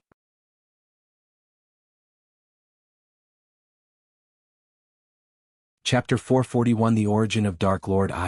If I go back now, I will get caught by Professor Lane for sure. He is roaming outside the castle for some reason. Wilkes shook his head. "The host should bring him with you." Surprisingly, the system asked Michael to bring Wilax to the tree. Deep down, Michael too had a feeling that he might need Wilkes. Trusting the system and his instincts never went wrong. Hence, Michael chose to bring Wilkes with him to the tree. "Follow me." Considering Michael planned to make Wilkes his subordinate, he did not have to worry about the half-elf betraying him. Plus, Michael didn't think Wilkes would double-cross him, as he stood to gain nothing by betraying him. "What about him?" asked Wilkes, pointing at Decker. "Leave him." Wilkes didn't feel bad for leaving Decker alone. He barely knew the guy, yet he tried to kill him. If it was up to Wilkes, he would expel him before beating the crap out of him. Wilkes had no idea that Decker had been already expelled, and he was there to kill the ones responsible for his expulsion. When Wilkes and Michael reached the oak tree, Wilkes' eyes went wide. They looked as though they were about to pop out of their sockets. What the heck? Is that Gilrine? What happened to him? He frantically asked. As he was about to run towards Gilrine, he saw Professor Steinmeier stepping out of the shadows.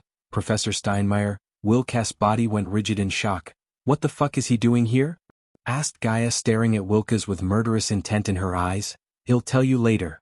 You said we have a problem. Rather than explaining what was the problem, Gaia walked to the tree, grabbed a handful of powder from the leather pouch, and drew the symbol W on the tree. Wilkes looked at the tree moving with his mouth wide open. He couldn't believe a giant tree such as this was moving like a puppet. It was too magical. Soon, dark lines appeared on his forehead because he was able to read the glowing runes, unlike Michael or Gaia. That's it, nothing happens. It will stay like this, and after 2 minutes, the tree will move back to normal. Gaia punched the tree in frustration. System. The system requires 500,000 badass points to disarm the runes. Since the host has only 160,000 badass points, the system could loan you the remaining amount for just a 40% interest rate, frowned Michael. But when he turned to look at Wilkes, he saw Wilkes staring at the runes as though he recognized them. Because Wilkes was a rune master, Michael realized he might have some ideas and he might not need the help of the system. Can you read them?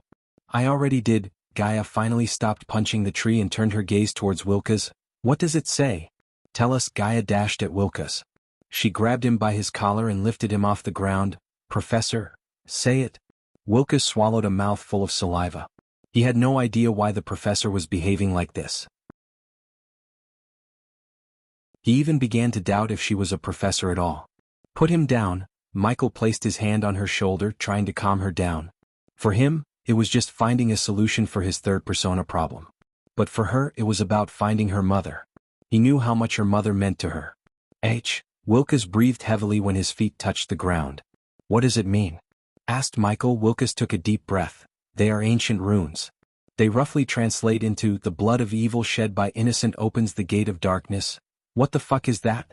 Gaia threw her arms in the air.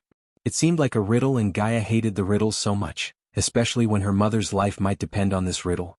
The blood of evil shed by innocent opens the gate of darkness. Does it mean something to you?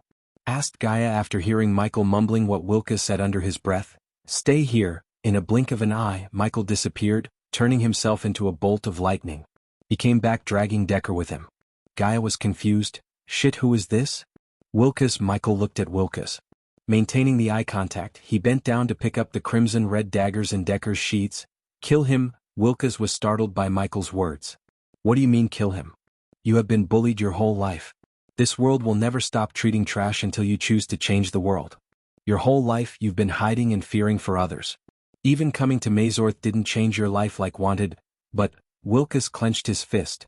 Although his words made sense, Wilkes could not get himself to take a life. You can be a maggot as they've been calling you, or choose to man up and change your life around.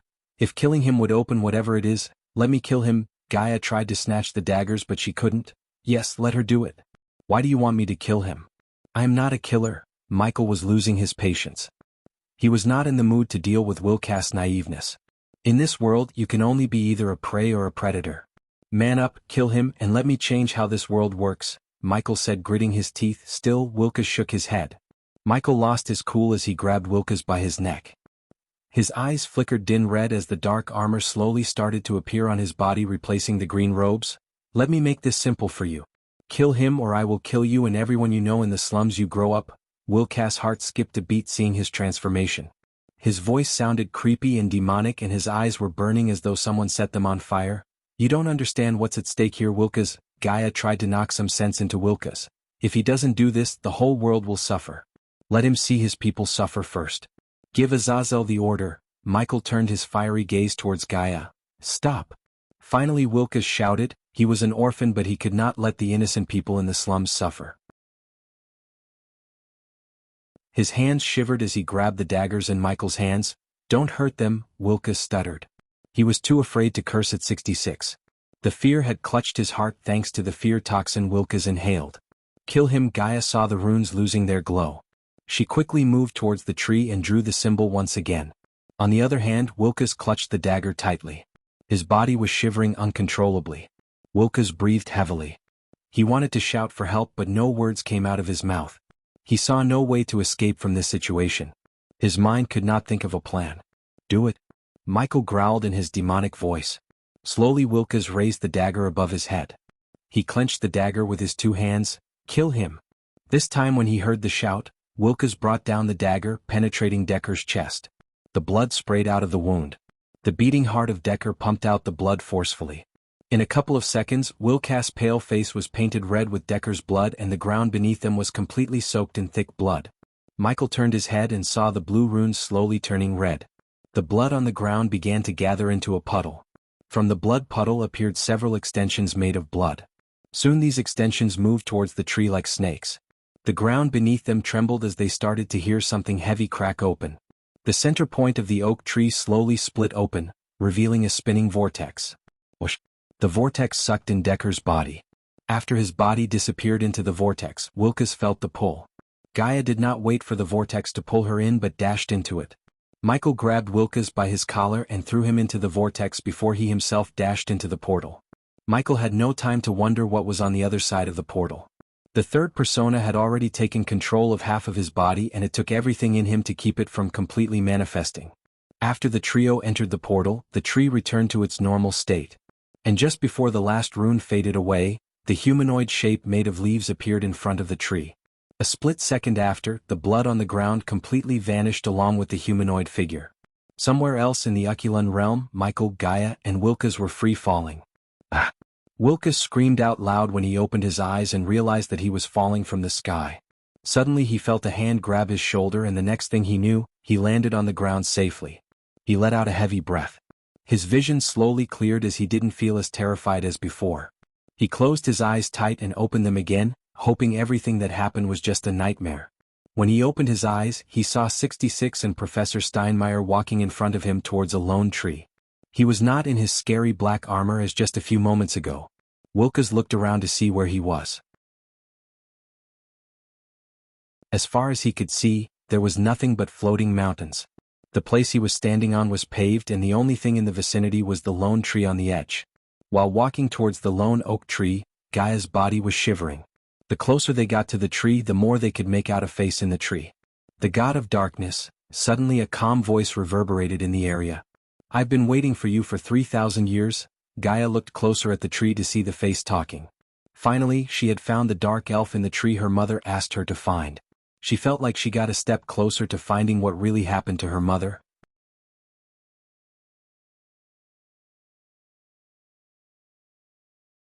Chapter 442 The Origin of Dark Lord II. Michael approached the tree while scanning the surroundings. His environmental scanning did not find any intruders or living beings. Who are you? Asked Michael, frowning. It was evident that this figure is the same one Gaia's mother was talking about, the dark elf in the tree. They should have known mortal arrays are no match for a god. The figure merged with the tree, amused. I am Eladir, one of the founders of Order of Death and the man who created the ritual to open the gates to the Void Realm, the man spoke. Michael was calm, but when he heard what the dark elf said next, he was startled to the core. You may know the Void Realm as Earth. Michael halted his pace, staying still in shock. No one except Gaia knew about Earth, and that was because he told her. Except for her, only the system knew his origin. Michael stared at the dark elf to see how powerful he was, which resulted in another surprise as the dark elf was only at the body refining stage. God of darkness? Wuxia gasped hearing the dark elf.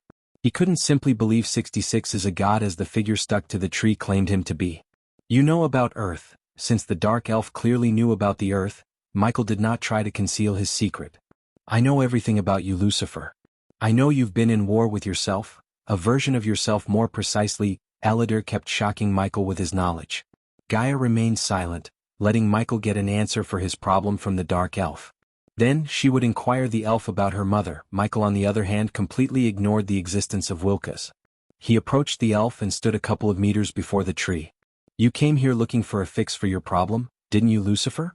Asked Eladir. Tell me, how do you know about Earth? Eladir looked at him for a few moments in silence. Earth is the grandest and most secure prison in the entire universe, Lucifer. It was built to imprison and prevent you from coming here. Yet you are here. All those lives lost for nothing. Eladir sighed. Michael clenched his fist. He couldn't process the information given by the dark elf. His mind was in complete chaos. If what Elidi said was true, His entire life was a sham and those who imprisoned him were punishing him for something he didn't even think of doing. Gaia was stunned as her mind went blank. She came to his side and placed her hand on his shoulder to reassure him because she knew his entire world was collapsing. What about my parents on Earth? They were imprisoned too? Michael's voice stuttered. For some reason he felt a lump in his throat. It was too much for him to rationalize and process. He even started to sweat. To be honest, he wanted to sit down. Have you met your parents on Earth? Asked Eladir as Michael slowly shook his head. You have no parents on Earth. Your parents are from this world. Michael's heart skipped a beat. Tell us who they are, asked Gaia immediately. That's an answer only time can give you. Only silence filled the surroundings for a few moments before Michael opened his mouth. His eyes already began to flicker in crimson red. Who imprisoned me? Asked Michael coldly. Gaia felt the air around her getting chilly. Soon the sky started to turn darker and darker. The wind howled ominously, warning them about the approaching storm. The same people who imprisoned me, Skyhall. Every time the elf opened his mouth, he stunned Michael and Gaia. It took them several minutes before speaking again. Skyhall? You must be thinking the Guardians are the bad guys, cute, Eladir chuckled. Wuxia stood alone listening to their conversation. He was pretty freaked out by the sudden change in weather and the crimson red eyes of 66. His eyes were glowing in red as though they were rubies. I want to know everything. Michael's entire world collapsed in front of him. Everything he knew and believed was said to be nothing but smoke and mirror. He was sick of being in the darkness and wanted to know everything about him and his origins from the Dark Elf.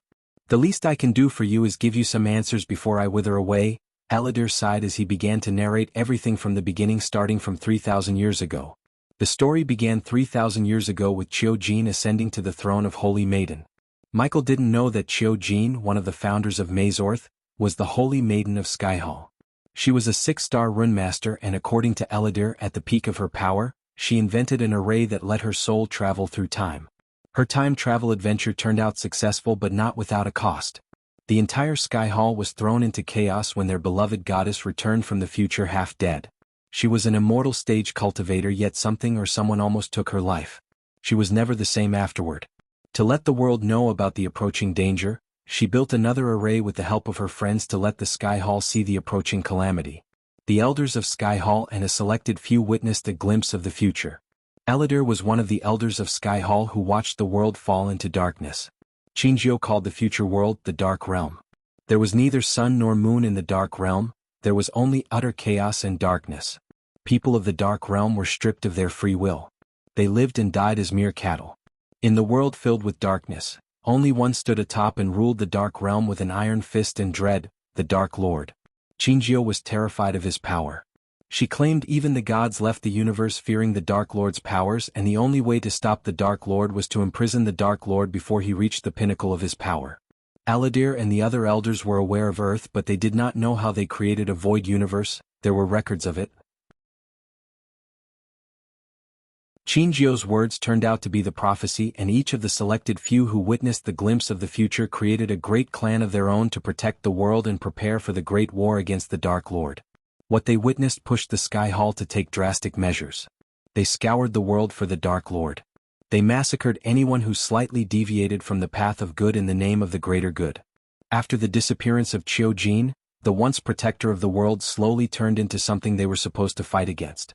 Some believed Xianxia died due to the injuries she suffered during her time travel. Some believed she went back to the future again, and some believed she ascended to the realm of angels after reaching the celestial stage.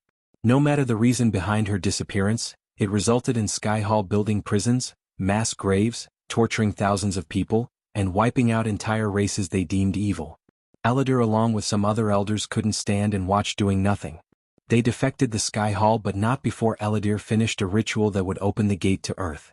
Eladir and the others saw the Skyhall turning the world into the Dark Realm without even the Dark Lord. Hence, they worked in the shadows to put a stop to the madness. As time went by, they were called the Order, and when the Skyhall found out about them, they branded the Order as the Order of Death.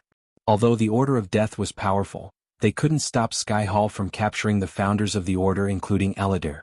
Eladir believed some escaped, but he wasn't fortunate. The Skyhall marked him as the traitor and chained him to the tree, chaining him with powerful curses. He was to suffer all the eternity alone.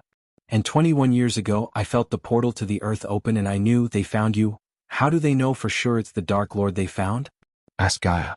She was burning with overwhelming rage for what they did to Michael. Xianxia left the Sky Hall the means to locate the Dark Lord. 19 months ago I felt the gate to Earth open again. Only this time no one was sent to Earth. On the contrary, you came here. This means Xianxia was right. It was you who sent to Earth 21 years ago, and there is no mistake. You are the Dark Lord. The armor of Lucifer had completely covered his body along with the cloud of darkness. He transformed into a complete Lucifer form without his control. My parents, what happened to them? Michael growled. Gaia felt a chill as his voice had never sounded more demonic and cold like this before. The ritual required your ties to be cut off. The strongest tie of them all is the bond between you and your family. To cut the bone, your family had to give you away willingly, and since they sent you to Earth they didn't abandon me, Michael interrupted as the area grew darker. Wilkes was shivering seeing what was happening in front of him. He was in total shock. If he had seen a way to escape, he would have already called for help because it was too freaky. They gave me away willingly. Michael looked up at the sky. Tears rolled out of his eyes, and seeing the tears, Gaia couldn't hold back her tears. This was the first time she had seen him shed tears. In the corner of his heart, he always believed his parents didn't abandon him but forced him to leave him for some reason. His belief was shattered as he realized they gave him away willingly. If the Sky Hall was capable of genocide, they were also capable of torturing his parents. What if they killed his family? Gaia asked Aladir. Gaia would rather hear his family was killed than give him away willingly. She knew how much pain he was going through. The ritual doesn't work that way, and killing his family would not cut the ties. The ritual was extremely powerful and volatile. Any mistakes or changes would have resulted in a calamity. What about Abras? The owner of this body? Is it a coincidence I ended up in him? Michael did not ask more about his parents. He got his answers. There was no need for him to know more. They willingly gave him away, and as much as it hurt him, at least his heart could be at peace.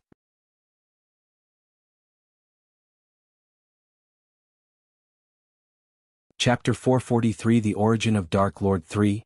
Nothing is a coincidence when it comes to you, Lucifer. Have you ever wondered that out of millions of bodies, why you ended up in this particular body? Asked Aladir. Although the Dark Elf seemed to know a whole lot about him, Michael didn't think he knew about the system's existence. Under no circumstance Michael would reveal the existence of the system.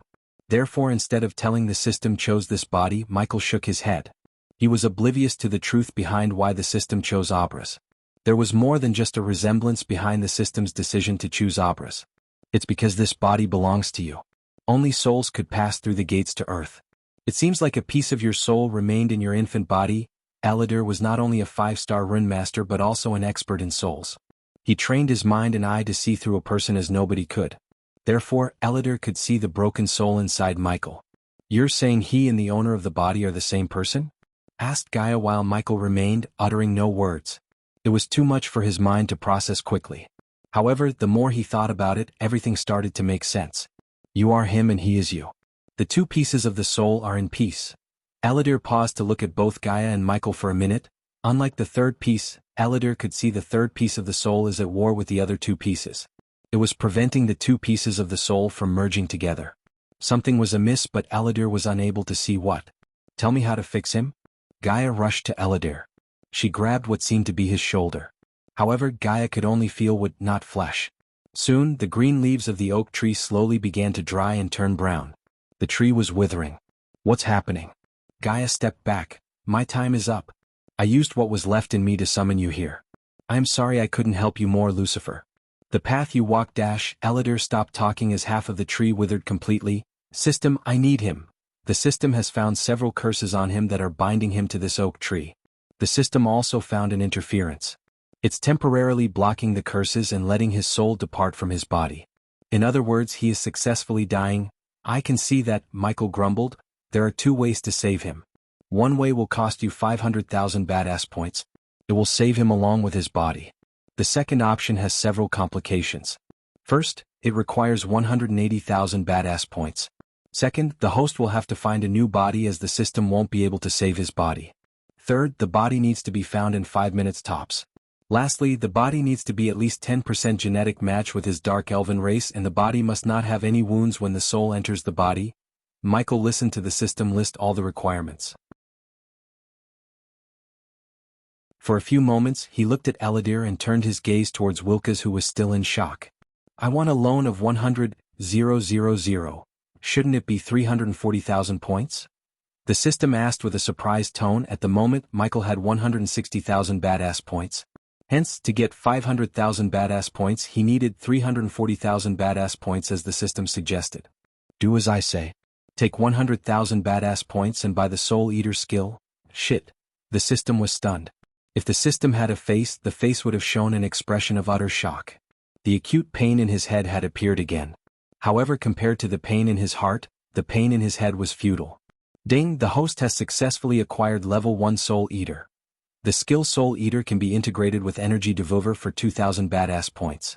Does the host dash, visit to L-World? See discover_new novels. Yes, Michael interrupted the system.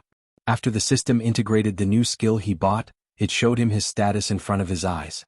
Host. Michael Cultivation level. Core Strengthening Stage level 4 experience points. 70,000/600,000 badass points. 160,000 40,000 badass points loan. Skills and spells. Wind Blast, LVL 6 Responsive Shield, LVL 8 Environment Scanning, LVL 6 Ignitia, LVL 8 Lightning Dash, LVL 6 Energy Devour, LVL 2 Soul Eater, LVL 1 Death Range, LVL 3 Eyes of Darkness, Normal. Can sense the cultivation level of others' Eyes of Darkness, Lucifer. Can sense the cultivation level of others, can see through. Illusions Cloud of Darkness, Lucifer. Weak-willed enemies will lose their courage completely and surrender. Death range will be 50% more powerful, and if activated in darkness, the host's cultivation level will be boosted 4 levels up regardless of the stage barrier. Wordless Spellcaster, Lucifer. In full Lucifer form, the host just has to think of the spell to cast it. Techniques. Swords of Destiny, 98% Mastery Ring of Fire, 88% Mastery Serpent Maga, 97% Mastery Occupation. Core Disciple of Sunrise Sect, the Guardian of Sunrise Sect, Lord Lucifer of the Abyssal, the Dark Lord King of Bradford. This content is taken from L-World. Com status. Healthy goals. Control the world, rebuild the Order of Death. Utility function. Banker, LVL 5. Ratio, 1,000 gold coins. 40 badass points. Runic teleportation, X-ray vision, also integrated with Eyes of Darkness. Wealth, 15 million gold. Special trait. 5-star Alchemist, 4-star Inventor. Subordinates. Gaia, Warrior, loyalty level 100%. Raylene, 5-star Chef, loyalty level 99%. Arya, Assassin, loyalty level 68%. Heinberg, Warrior, loyalty level 45%. Maxine, Warrior, loyalty level 98%. Tiberius, Warrior, loyalty level 55%. Sadie, loyalty level 40%. Ricky, loyalty level 98%. The Silent Reaper crew, Pirates, loyalty level 90%, base of operation. Sunrise Sect, the Abyssal, the Crypt Kingdom of Bradford. Familiars. Nightmare, Forest Dragon, Vidora, Three-Headed Hydra. Michael noticed the bump in loyalty levels. But he was concerned about more pressing issues than loyalty levels. Soul Eater was a skill he was eyeing for quite some time to buy. He was in no rush to buy the skill until now. The reason he didn't buy earlier was that the price of Soul Eater was 60,000 badass points. Among all his spells, this was the deadliest and most powerful. Visit L-World. COM for the best no_vel_ed_Xianxia experience. At level 1, the Soul Eater can be only used on cultivators who are at least 2 stage below the host. Prepare to save Eladir. Host, what are you planning to do? The system had already guessed what he was about to do, yet the system asked the question because it was unbelievable. Quite honestly, the system didn't think he would do that. The surroundings started to move again after he exited the system, as though they were being paused. Sporting his complete Lucifer form, he walked towards Wilkes. Wilkes was stepping back in fear. The closer Lucifer got to him, the faster his heartbeat. Wilkes shivered as he looked up at Lucifer's crimson-red fiery eyes. Seeing him in his full armor, Gaia had a feeling that Michael was planning something. Pull another miracle, human, she prayed in her mind. You've heard him. Michael began to talk to Wilkes in his demonic voice. Now you may have an idea of what I am capable of. Bend your knees and swear your loyalty to me. I will give you the blood of those who hurt you as one of the many gifts I have in store for you. Wilkes almost stumbled and fell on his back hearing Michael. Blood? I don't want any more blood on my dash. Wrong answer, Michael interrupted by grabbing Wilkes' neck. As expected, Gaia saw the half-elf being lifted off from the ground. The next moment, she saw the dark cloud of smoke shrouds Michael enveloping Wilka's. All of a sudden, Wilkas's body went rigid and his mouth opened wide. A bright stream of white smoke rushed out of Wilkas's mouth and went straight into Michael's mouth. Wilkas's body kept twitching violently. In a few blinks of an eye, his body stopped twitching. System Hayrace the body for Eladir. Soul transferring initiated. Gaia noticed a beam of light being shot out from Michael at Eladir. She felt the air being sucked out by the light beam. She took several steps back, looking at the tree withering more and more. In a few moments, the tree had crumbled into nothing but ashes. When she looked at Michael, Wilkas's body moved yet again in his hand. Wilkas's eyes rolled back in his eye socket and stayed that way for a few moments. Michael put Wilkas on his feet again as the half-elf gasped for air suddenly. "I am alive," Gaia heard Wilkas. She came to Michael's side as Wilkas kept looking at his arms and body as though he had never seen them before. Ding. Congrats to the host for killing a body-strengthening stage level 2 cultivator. The reward is 10,000 experience points as well as 300 badass points. The Soul Eater has absorbed the soul of Wilkas. The host has received 20,000 experience points. The more tainted the soul is, the more the experience points, the system sounded in his mind. Absorbing the souls without battling wasn't the Soul Eater's powerful ability. What made the skill powerful and deadly was its power to turn the souls into experience points. As the system suggested, the more tainted the soul is, the more the experience points. In other words, absorbing an evil person's soul would give him more experience points than the soul of a lesser evil. You absorbed his soul. Gaia heard Wilkas, but something told her that the half-elf in front of her is not Wilkas. The Soul Eater was supposed to be used with Soul Stare, which would make the victim see their past transgressions, and it inflicts upon the individual the same pain they have caused to others. The Soul Stare skill required 300,000 badass points and soul strengthening stage level 8. He was naive and a spineless coward. He would rather live like a maggot than take the chance to change his life. I have no place for a person like him. New underscores or pub underscores on Elworld. Eladir was truly stunned at the display of Lucifer's power. The curses put on him were unbreakable, yet Lucifer did not only lift the curse, but he also transferred his soul into another body. He had never heard of or seen a person who could perform such a feat. Now tell me how to deal with this third piece of the soul.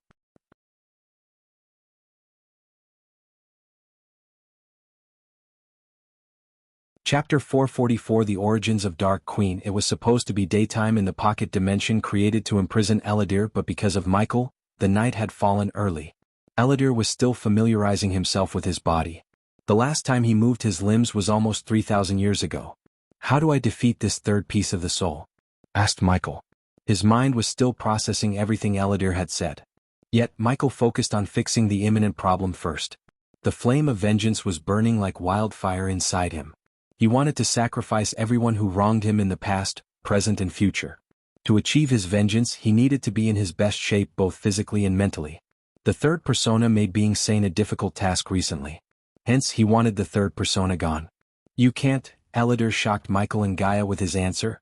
It is a piece of soul, but it's your piece of soul nonetheless. You can't defeat yourself.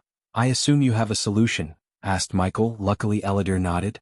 After seeing the glimpse of the Dark Lord's power, Eladir was convinced that the Dark Lord would be able to destroy the Sky Hall. Defeating the Dark Lord would be near impossible, but if he stuck with the Dark Lord, he might be able to deviate the Dark Lord from destroying the entire world and turn this world into the realm of darkness they saw in the future. Compared to the Dark Lord, the Sky Hall seemed more evil. Over the years, he had seen the Sky Hall do all kinds of forbidden acts in the name of the greater good. They were not directly done by Sky Hall but their puppets. Moreover, Eladir wanted nothing but to see Sky Hall destroyed. How would anyone feel if someone imprisoned them for 3,000 years? Over the years, the elders of Sky Hall tortured him and exterminated his entire bloodline. They hunted his descendants and family like dogs. He wanted revenge, and the one person who was capable of destroying the Sky Hall was the Dark Lord. First, we have to extract the piece of the soul out. In the soul state, it can't be defeated, so we need to cage the soul into a vessel. The vessel needs to be extremely powerful to contain the soul. Finding the perfect vessel and caging the soul into the vessel will be the easy part. Eladir paused for a moment and went on. In physical form, the soul would be many-fold powerful. You need another being strong enough to weaken it. Then you can absorb the soul piece and it will be merged with the other soul pieces and your soul will become whole once again. Elidor couldn't see the expression on Lucifer's face through the mask. After remaining silent for a few moments, Elodie said, "The question is who is powerful enough to defeat a piece of the Dark Lord's soul? We have to find a vessel to contain the soul," Michael said to Gaia and turned his gaze back to Elidor. Try the L world. Com platform _ for the most advanced _ reading experience.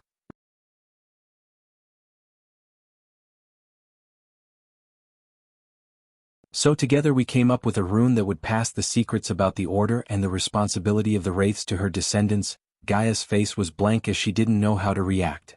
She thought her mother had somehow meddled with the order, yet she never expected her entire bloodline would be the servants of the Dark Lord, and her ancestor was one of the founders of the order. When a wraith dies, a piece of their soul would be left behind to pass on the secrets to the next of kin.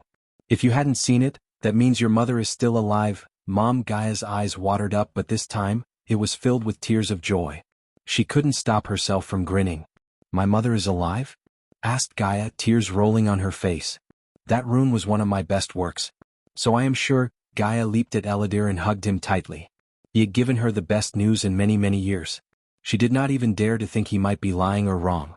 Deep down, she always felt as though her mother was still out there somewhere. "I need to find her. How do I find her?"